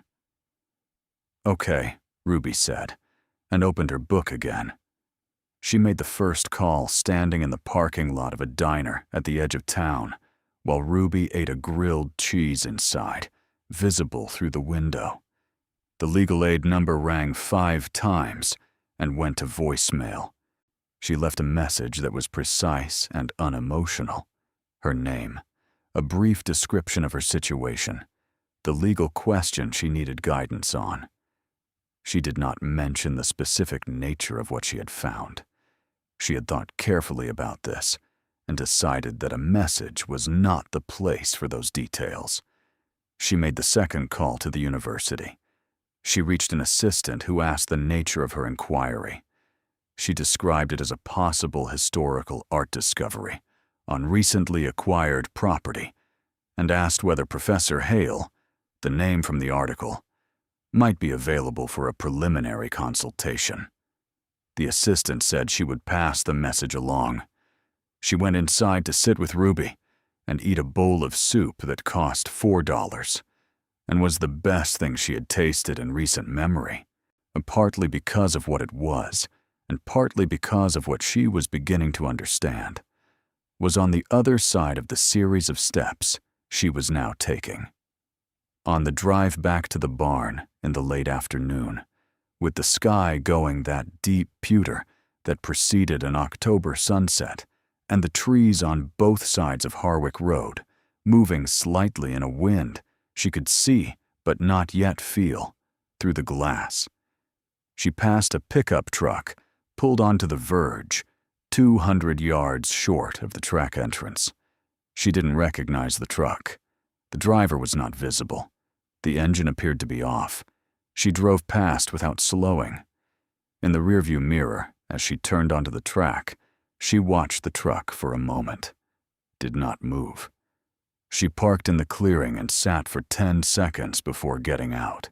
The barn was exactly as she had left it. Door locked, walls unchanged, the small window throwing back the last of the afternoon light. The clearing was quiet. No evidence of disturbance in the gravel around the entrance, no marks near the door that she had not put there herself. Whatever the truck on the verge signified, it had not come here. Not yet. She unlocked the door, and she and Ruby went inside. She locked the door from the interior. She sat on the barn floor near the access hatch and listened to the barn's particular quality of silence for a long moment. The floor was still warm. Below her, in the stone-flagged chamber, the shelves waited with their contents arranged and labeled, patient as they had always been, undisturbed by the urgency of the world above them. The cabinet held its 54 bars in their 3-shelf rows, to occupying no more space than a wardrobe, dense with value that no one at last month's county auction had suspected or had cared to look for or had understood, was available to be found by a woman who had pressed her palm against the wood and paid attention to what the wood said back. Ruby was already getting out the sleeping bags. "Mama," she said from across the barn, pulling at the compression sack with the efficient purposefulness of a child who had done this routine many times. "Is tomorrow when we find out more?" "Yes," May said. "Tomorrow we find out more." She leaned back against the wall and looked at the ceiling and thought about the truck on the verge, and the first call, and the second call, and the transfer document in the passenger seat of the car, and the number on the library computer screen. $19.43. She was going to need to be more careful than she had ever been in her life. She was also going to be all right. She was as sure of this as she had been of anything, sitting on the warm floor of the barn she had bought for $1 while the county laughed, with her daughter's hands working the zipper of a sleeping bag across the room, and the October wind moving through the oaks, and everything that had been hidden beneath her feet, waiting quietly for the moment she was ready to bring it into the light. The call came the next morning, not from the legal aid organization, and not from Professor Hale's assistant. It came from a number she did not recognize, and the voice on the other end was careful and pleasant in the specific way of people who had been trained to be pleasant in service of a purpose other than pleasantness. The man said he was calling on behalf of the Deering family's estate administrator. He said he understood she had recently acquired the barn structure on the Harwick Road property. He said the family had some questions about the terms of the transfer that they hoped to clarify at her convenience. She said she was happy to receive those questions in writing through the appropriate legal channels. There was a pause on the line, barely perceptible, the pause of a person recalibrating. He said that wasn't necessary, that it was a simple matter, easily resolved. She said she was sure it was, and that she looked forward to receiving the questions in writing. He said he hoped there would be no need for complications. She said that she agreed completely, and that she was confident there wouldn't be, and she thanked him for the call. She ended it. She sat holding the phone for a moment in the morning light of the barn, with Ruby doing a drawing on the back of a paper bag 3 feet away, and she let the shape of what had just happened arrange itself in her mind with full clarity. They knew, or they suspected, which, for her current purposes, was functionally identical to knowing. The question was no longer whether she was going to have to fight for what was hers. The question was how. She looked at her daughter's drawing. Ruby was drawing the barn from the outside in crayon, the peaked roof, the red walls, the white trim. At the bottom of the drawing, she had added 2 figures, one tall, one small, standing in the clearing in front of the barn door. She had colored the tall figure's hair the color of May's hair, and she had added, under the figures, in her careful, earnest 6-year-old printing, "Our barn." May looked at those 2 words for a long time. Then she picked up the phone and dialed the legal aid number again. This time, someone answered. She stepped outside the barn door while Ruby stayed inside, and she stood in the clearing with the cold air against her face and the oaks standing their quiet watch, and she talked to a woman named Sandra, who had a calm, unhurried voice, and who asked good questions, and who, when May had finished describing the situation in plain and careful terms, did not offer reassurance or alarm, but simply said, "Don't let anyone inside that barn. Don't sign anything. And call me back this afternoon." May thanked her and ended the call. She stood for a moment in the clearing. Above her, the October sky was deep and clear and entirely indifferent to what was happening on the ground below it. The trees moved. The air moved. Somewhere on the county road, a vehicle passed and diminished and was gone. She looked at the barn, small, red, unremarkable, holding everything. She went back inside. Sandra called back at 2:17 in the afternoon. May was sitting on the barn floor, with her back against the workbench, and Ruby asleep beside her. The nap had come suddenly, the way Ruby's naps always did, without negotiation, her body simply deciding that sleep was necessary and proceeding accordingly. May had spread the second sleeping bag over her and sat down beside her and spent the intervening hour not moving, partly to avoid waking her daughter, and partly because stillness was what the situation required. She had the transfer document in her lap, and she had read it 4 times and was on the 5th. The document was clean. She had understood this on the first reading, but the subsequent readings had confirmed it with increasing specificity. The transfer was complete and unconditional. The structure was described as US, no encumbrances noted, no reservations of rights in the contents. The Deering estate had signed away the barn with the particular thoroughness of people who wanted to be done with a thing, and in doing so had signed away everything the barn contained. She answered on the first ring, so Sandra's voice was the same as it had been that morning, calm, practical, without the performed warmth that May had learned to distrust in official contexts. She had clearly spent the intervening hours on research rather than on reassurance, because she got to the point within 30 seconds. The transfer document, as you've described it, covers the structure and its contents at the time of transfer, Sandra said. That's standard. If the estate didn't conduct an inventory of the interior before the sale, and from what you're telling me, they didn't. They couldn't have. Then legally, what was inside the structure when you acquired it belongs to you. They're going to push back, May said.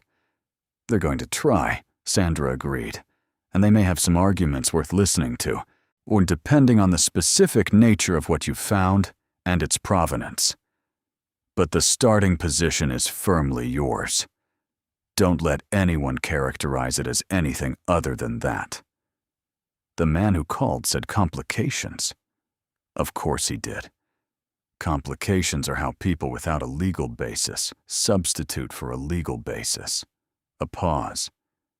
I want to bring in someone else on this, a colleague with property law experience who's handled estate disputes before. Can you come in tomorrow? Yes, May said. Good. And May, document everything. Photograph everything you found, every item, every label, every piece of the space. Do it today. Do it thoroughly. Do it before anyone else sees anything. May looked at the hatch in the floor. I understand, she said. She spent the next 3 hours underground. She photographed everything. She worked methodically, the way she worked at everything, from left to right, near to far, overall context before individual detail.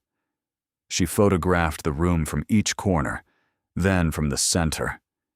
She photographed each shelving unit as a whole, then each shelf individually, then each item on each shelf. She photographed the label cards in their sleeves, holding the flashlight at an angle that minimized glare and maximized legibility.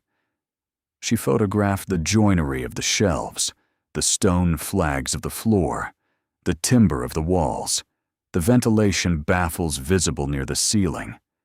She photographed the crates. She opened each one with the care she had used on the first.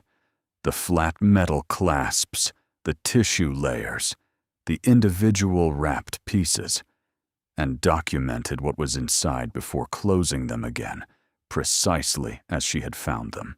While the second crate held more coins, this set older and in better individual condition than the first, each one wrapped in a small piece of chamois cloth that had remained supple in the dry, preserved air. The third crate held something she hadn't anticipated. Small sculptures, each one nestled in a custom-cut foam cradle that filled the interior of the crate with the exactness of a mold. The sculptures were bronze, dark and smooth, their surfaces unoxidized beneath the handling patina of old metal. She could see enough of them to recognize that they were finished work, not preparatory pieces. The hands of a person who knew what they were doing had made these, and the hands of another person who knew what they were doing had stored them. The fourth crate was sealed differently from the others, the clasp replaced with a small padlock. She did not force it. She photographed it as found and moved on. The panels on the far wall she documented in their slots, photographing the label cards, and then the visible edges of the wrapped pieces, the dimensions, the padding material. The way each one had been fitted into its slot with the wool felt protecting the edges. She did not unwrap them. She had thought carefully about this and decided against it. Whatever they were in a stable environment and had been there for decades without deterioration. Disturbing them without expert guidance risked the very things they had apparently been stored to protect. The photographs of the labels would have to be enough for now. She saved the document cases for last. She removed each one from the shelf carefully and set it flat on the stone floor and opened it. The contents were what she had hoped and more than she had expected. Engineering drawings, architectural plans, detailed cross-sections of the barn structure itself, rendered with a precision that made her chest tighten. She could see in the drawings the chamber she was standing in, dimensioned and annotated, every structural element identified and specified. The designer had documented their own creation with the thoroughness of someone who intended the documentation to outlast the creation itself. In the third case, she found the correspondence. Letters, carefully preserved between sheets of acid-free paper, addressed and received over a span of years, she traced from the dates in the headers. The handwriting was consistent, the same person, the same careful hand, are writing to different recipients about the same subject, across different moments in a story she was only now beginning to read. She could not absorb the full content in the time she had. She photographed every page. In the 11th case, she found the provenance records. 11 pages, typewritten, detailing the origin and acquisition history of the items in the chamber.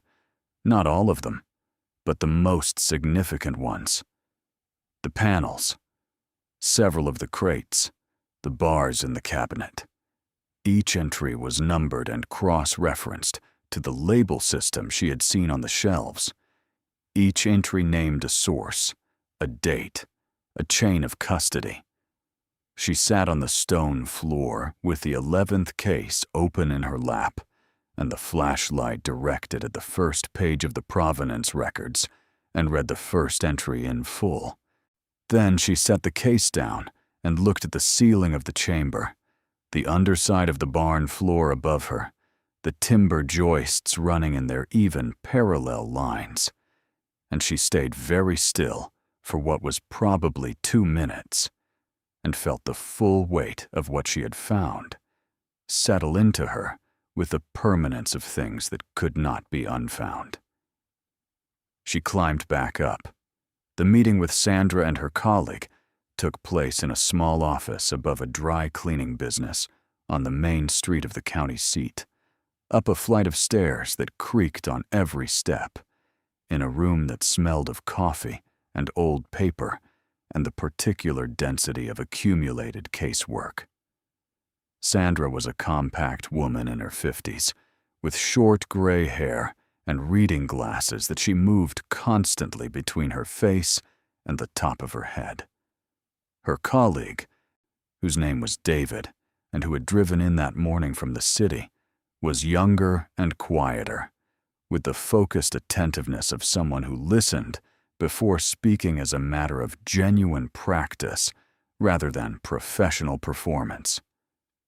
Ruby sat in a chair by the window with her book and Clementine and the careful self-containment of a child who had learned that adult meetings were important in ways that didn't require her to understand them fully. May spread the photographs on the desk. She had printed them that morning at the library, 47 pages, color, every image she had taken in the chamber. She laid them out in the sequence she had photographed them, and she talked through them without rushing, pointing to the details she thought mattered, so answering the questions Sandra and David asked with the same precision she had used in assembling the record itself. David looked at the provenance record photographs for a long time without speaking. Then he looked at the panel label photographs, then at the photographs of the bars in the cabinet. He picked up the photograph of the third document cases label, the one with the name and the year and the 3 words beneath, and held it for a moment, then set it down carefully in a way that made the small motion feel deliberate. "How confident are you in your reading of the barn's structural integrity?" he asked. "Very," May said. "I've been inside enough failed structures in the last year to know what failure looks like. This one hasn't failed. It was built to hold. And the access hatch? You're the only person who's opened it? As far as I can determine, there was no evidence of disturbance in the chamber."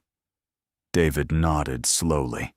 He exchanged a look with Sandra that May read without difficulty, the look of 2 people confirming, without words, that a situation was more significant than they had initially estimated. "I want to contact someone," David said. "A specialist in cultural property. She works with institutions on exactly this kind of situation. Historical collections, provenance questions, the legal frameworks that apply when items like these are recovered." He paused. "This is beyond standard property law. What you found, if the provenance records are accurate, and the labels correspond to what I think they correspond to, this is a matter of international cultural heritage law. The legal protections for your ownership are strong, but they exist inside a much larger conversation." "How large?" May said. David looked at the photographs again. "Very," he said. Sandra leaned forward. "None of that changes your starting position," she said. "The barn is yours. The contents are yours. But you need expert authentication before anyone can value this appropriately. And you need that authentication on record before the estate's attorneys make their next move, which will be soon." "They called me yesterday," May said. "I know. They called us this morning." Sandra's voice was entirely neutral. "They're claiming the transfer document failed to adequately disclose the structural contents of the property, and that the sale price, $1, constitutes evidence of an uninformed transaction." May looked at her steadily. "I bid what the auctioneer asked for." "I know," Sandra said. "So do they. That's why they're framing it the way they are. They're trying to establish that the transaction was defective rather than that the contents belong to them, which is a smarter argument, legally. and one will need to answer carefully. She removed her glasses and set them on the desk. Here's what I want you to understand. You are in a strong position, a provable, documentable, legally grounded position. But the estate has resources you don't, and they will use them. What protects you right now, more than anything else, is speed, authentication, documentation, and public record. In that order. May thought about the truck on the verge, thought of the careful phone call. The phrase, "I hope there will be no need for complications." "How long?" she asked. "Authentication can begin within the week if we move today," David said. "I'll call my contact this afternoon. She'll want to come and see the space, the chamber itself, not just photographs. Can you facilitate that?" "Yes," May said. "Don't let anyone else in before she arrives." "I understand," May said. She gathered the photographs and stacked them neatly and placed them back in the envelope she had carried them in. Her hands were steady. She had noticed this, that her hands were steady throughout this meeting, as they had been steady in the chamber, as they had been steady in the library, and on the phone with Sandra, and in the car driving past the truck on the verge. She had expected to feel the kind of trembling that came with high stakes. Instead, she felt clear. The clarity of someone who had been operating at the edge of their capacity for so long that a situation requiring that capacity no longer felt exceptional, just necessary. Ruby looked up from her book. "Are we done?" she asked. "Almost," May said. The specialist's name was Dr. Anita Voss, and she arrived on a Thursday in a rented sedan with 2 colleagues and a set of equipment cases that she handled with the matter-of-fact efficiency of someone who had done this many times. She was a small woman, perhaps 60, with the particular quality of stillness that May associated with people who had spent their careers looking carefully at things and who had learned that patience was a professional skill rather than a temperamental preference. May met her at the barn door and unlocked it, and led her inside without preamble. Dr. Voss looked at the interior for a moment, then looked at May. "The access mechanism," she said. "Can you show me?" May showed her. She watched Dr. Voss descend the ladder, methodically, unhurried, her 2 colleagues following with the equipment cases.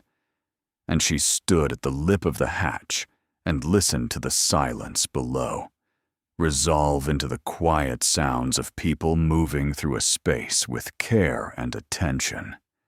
Dr. Voss was in the chamber for 2 hours and 40 minutes.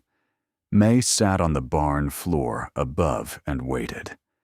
Ruby was outside in the clearing, which was safe in the daylight, drawing in the dirt with a stick with the absorbed contentment of a child for whom the world's entertainment was inexhaustible. Occasionally, May heard her narrating something to Clementine in the low, explanatory voice she used when she was being the teacher in a private lesson. When Dr. Voss came back up, she sat down on the barn floor beside May without speaking for a moment. Her expression was composed, but her eyes, when she finally looked at May directly, held something that May recognized, the same quality of contained recognition she had felt herself, standing at the open cabinet with the flashlight. "How did you know?" Dr. Voss said. "The roof was straight," May said, "and the floor was warm."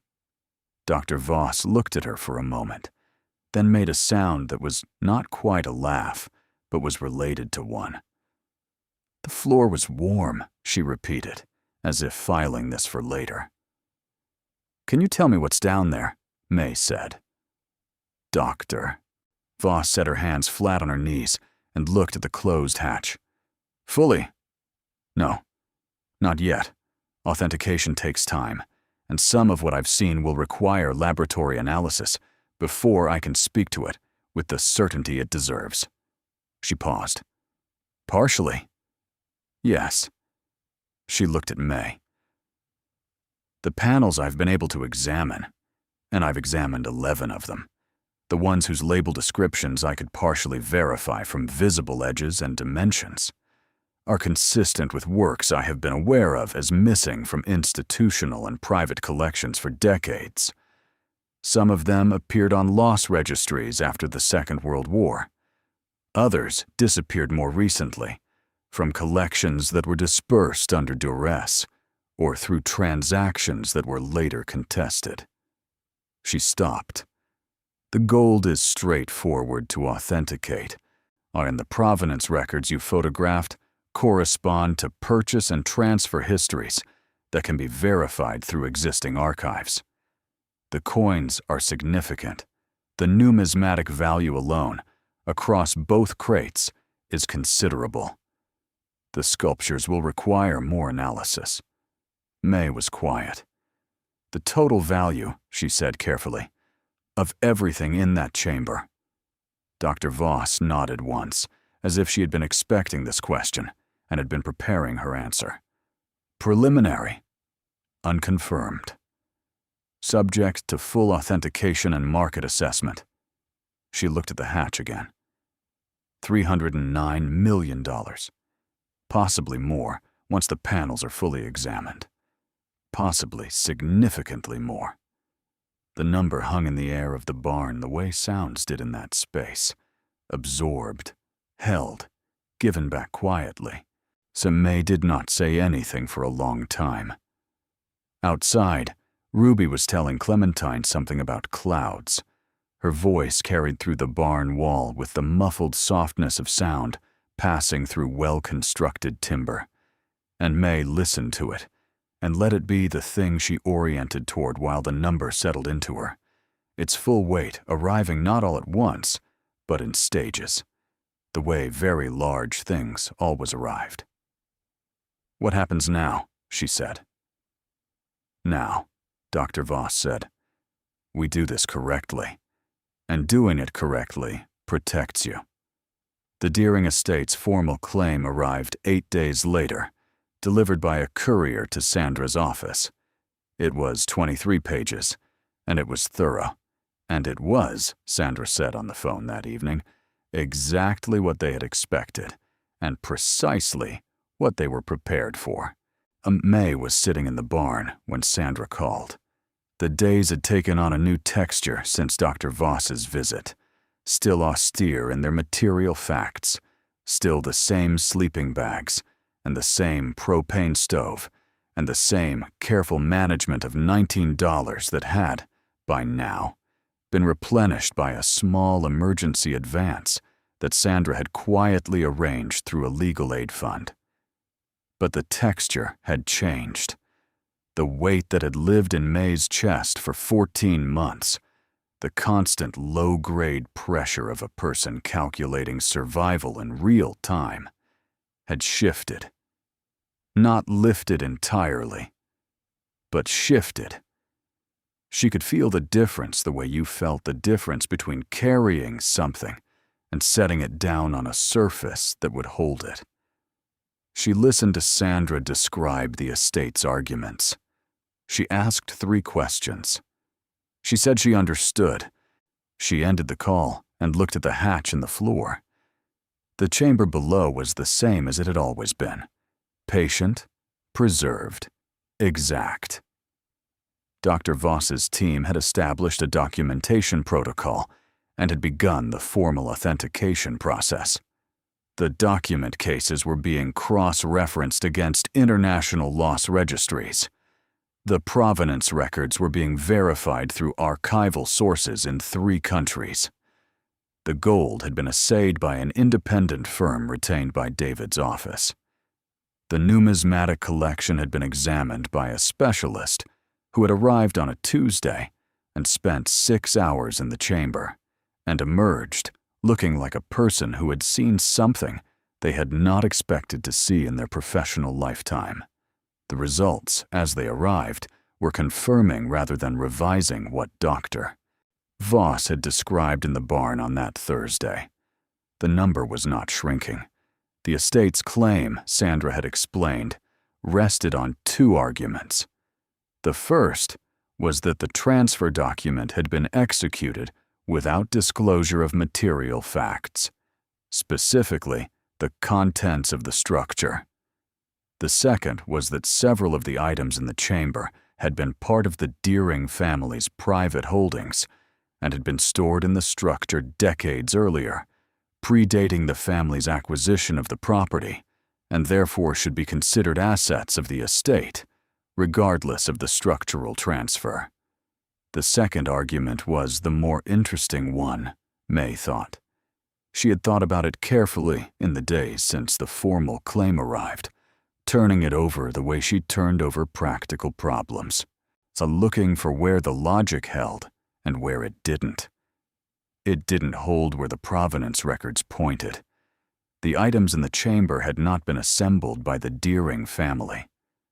The letters in the third document case made this clear once David's colleague had translated the portions written in German, and 3 pages were written in German, carefully, by the same hand that had written everything else, and what they said placed the assembly of the collection not with the Deering family, but with the man who had built the chamber itself, working over a period of years at the end of one era and the beginning of another, storing things that needed to survive a world that was becoming dangerous for exactly the kinds of things that needed surviving.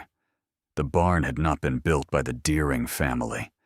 It had been built on Deering land, so by a man who had rented that land, and when he disappeared, the letters stopped abruptly, mid-correspondence, in a way that said something without saying it. The barn had simply remained. The Deering family had acquired the full property shortly afterward, and had apparently never looked beneath the floor, or had looked, and had decided that what they found was safer unacknowledged. May considered both possibilities and found that it didn't ultimately matter which was true. The documentation was what mattered, and the documentation was being assembled by people who knew how to assemble it. The morning the story became public was a cold morning in November, 3 weeks after Dr. Voss's visit, gray and still with the particular heaviness that preceded the first snow of the season. Now May was in the library again. She had come to think of it as a kind of office, a place with warmth and Wi-Fi, and the tacit permission of a librarian who had noticed what May was doing and had stopped asking for a library card 3 visits in, when her phone began to ring with numbers she didn't recognize. The first call was from a regional newspaper. She didn't answer it. The second was from a television station in the city. She didn't answer that either. She called Sandra. "It's out," Sandra said, with the calm of someone who had known this was coming and had prepared for it. David briefed one journalist, specifically one he trusted, at a publication with the right reach, as a protective measure. Once it's public, once there's a documented record in a place the public can see it, certain kinds of quiet pressure become much harder to apply. A pause. "This is what protecting you looks like, May. I know it doesn't feel like control, but it is." May looked out the library window at the gray street. She thought about the truck on the verge, and the polished phone call, and the 23-page claim delivered by courier. She thought about the careful, patient way that pressure had been applied, and the equally careful and patient way it had been redirected. "Okay," she said. The story ran that afternoon. She read it on the library computer, while Ruby drew at the table beside her. A new picture. This one more ambitious.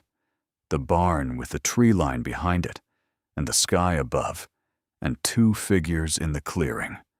And, beneath the ground, in a cross-section, she had apparently invented from what she had observed and imagined. saw a room full of rectangles she had labeled, in her careful printing, "Mama's stuff."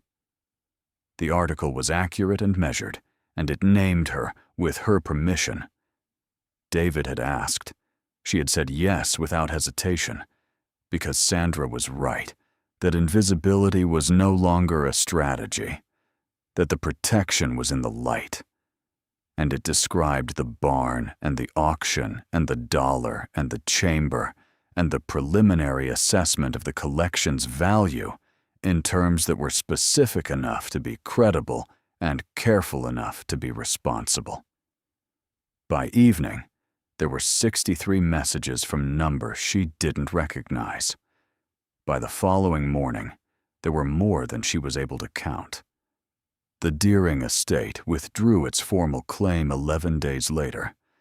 Sandra called to tell her, and her voice carried the particular quality of restrained satisfaction that competent people allowed themselves when a situation had resolved the way it deserved to resolve. The withdrawal was unconditional. There were no negotiations, no settlements, no agreements that required May to give anything up. The estate's attorneys had apparently looked at the full documentation, the authentication records, the provenance histories, the archival correspondence, the three-country verification process, and arrived at the conclusion that a legal contest had no destination they wanted to reach. May received the news standing in the clearing outside the barn in the cold of late November, her breath making small clouds in the air. She stood there for a long moment after Sandra's voice stopped. The barn was in front of her. Small, red, not entirely itself. The morning light was hitting the white trim at the edge of the roof and making it precise and clean against the pale sky, and the oaks behind it were bare now, their branches against the gray, like lines drawn by a careful hand, with no intention of ornament, only of accuracy. She thought about the auction room, the coffee, the donuts, 60-some people performing their indifference with the ease of long practice. She thought about standing at the edge of that room with $19 in her account and raising her hand. She thought about Ruby's question in the car on the way out to Harwick Road the first time. Can we fit in it? She pressed her hand flat against the barn wall, the way she had the first day, with Ruby beside her, and the afternoon cold, and the future unknowable. The wood was the same temperature it had always been, not cold, not warm in the way of the floor, but holding the neutral of something that had been weathering for a very long time, and had learned to hold itself steadily against whatever the seasons brought. Inside, through the wall, she could hear Ruby waking from the morning's nap, the small sounds of a child returning to consciousness, the murmur of something said to Clementine, the rustling of the sleeping bag. She removed her hand from the wall. There were things to do. There had always been things to do. The process ahead, the formal transfer of the collection to proper custodial care, while her ownership rights were protected, the negotiations with the institutions that had already begun reaching out through David's office, the legal resolutions around the provenance of specific items, the tax and reporting obligations, the management of a sum of money that she still could not hold in her mind as a complete and real thing. All of this was its own long road, with its own requirements of patience and precision, and the discipline not to proceed to the next step before the current one was properly established. She knew how to do this. She had been doing versions of this for 14 months. She would find Ruby a school, a permanent address, a desk with her name in pencil on a piece of tape, a room of her own, and a door that closed, and a floor that didn't move with the seasons, and didn't depend on the goodwill of a parking lot manager. These were not dreams. They were the next steps. They had simply required this one particular step first, the one that everyone else at the auction had been designed by habit and expectation, and the accumulated weight of conventional thinking to skip. She had not skipped it. She went back inside. Ruby was sitting up in the sleeping bag, Clementine on her knee, her hair in the particular disarray of mourning, looking at her mother with those steady eyes. "Did something happen?" Ruby said. "Yes," May said. "Good something or bad something?" May crossed the barn floor and sat down beside her daughter and took Ruby's hand in both of hers, the small, warm hand, the hand that had pressed itself flat against the barn wall on the first day, and felt the warmth coming up through the wood, and asked the question that had begun everything. "Good something," May said. "Very good something." Ruby looked at her for a moment, then leaned sideways until her head was against May's shoulder, the way she did when she was satisfied. Not exuberant, just satisfied. The way children were satisfied when a complicated situation had resolved and the world had returned to being understandable. Outside, the first snow of the season began to fall.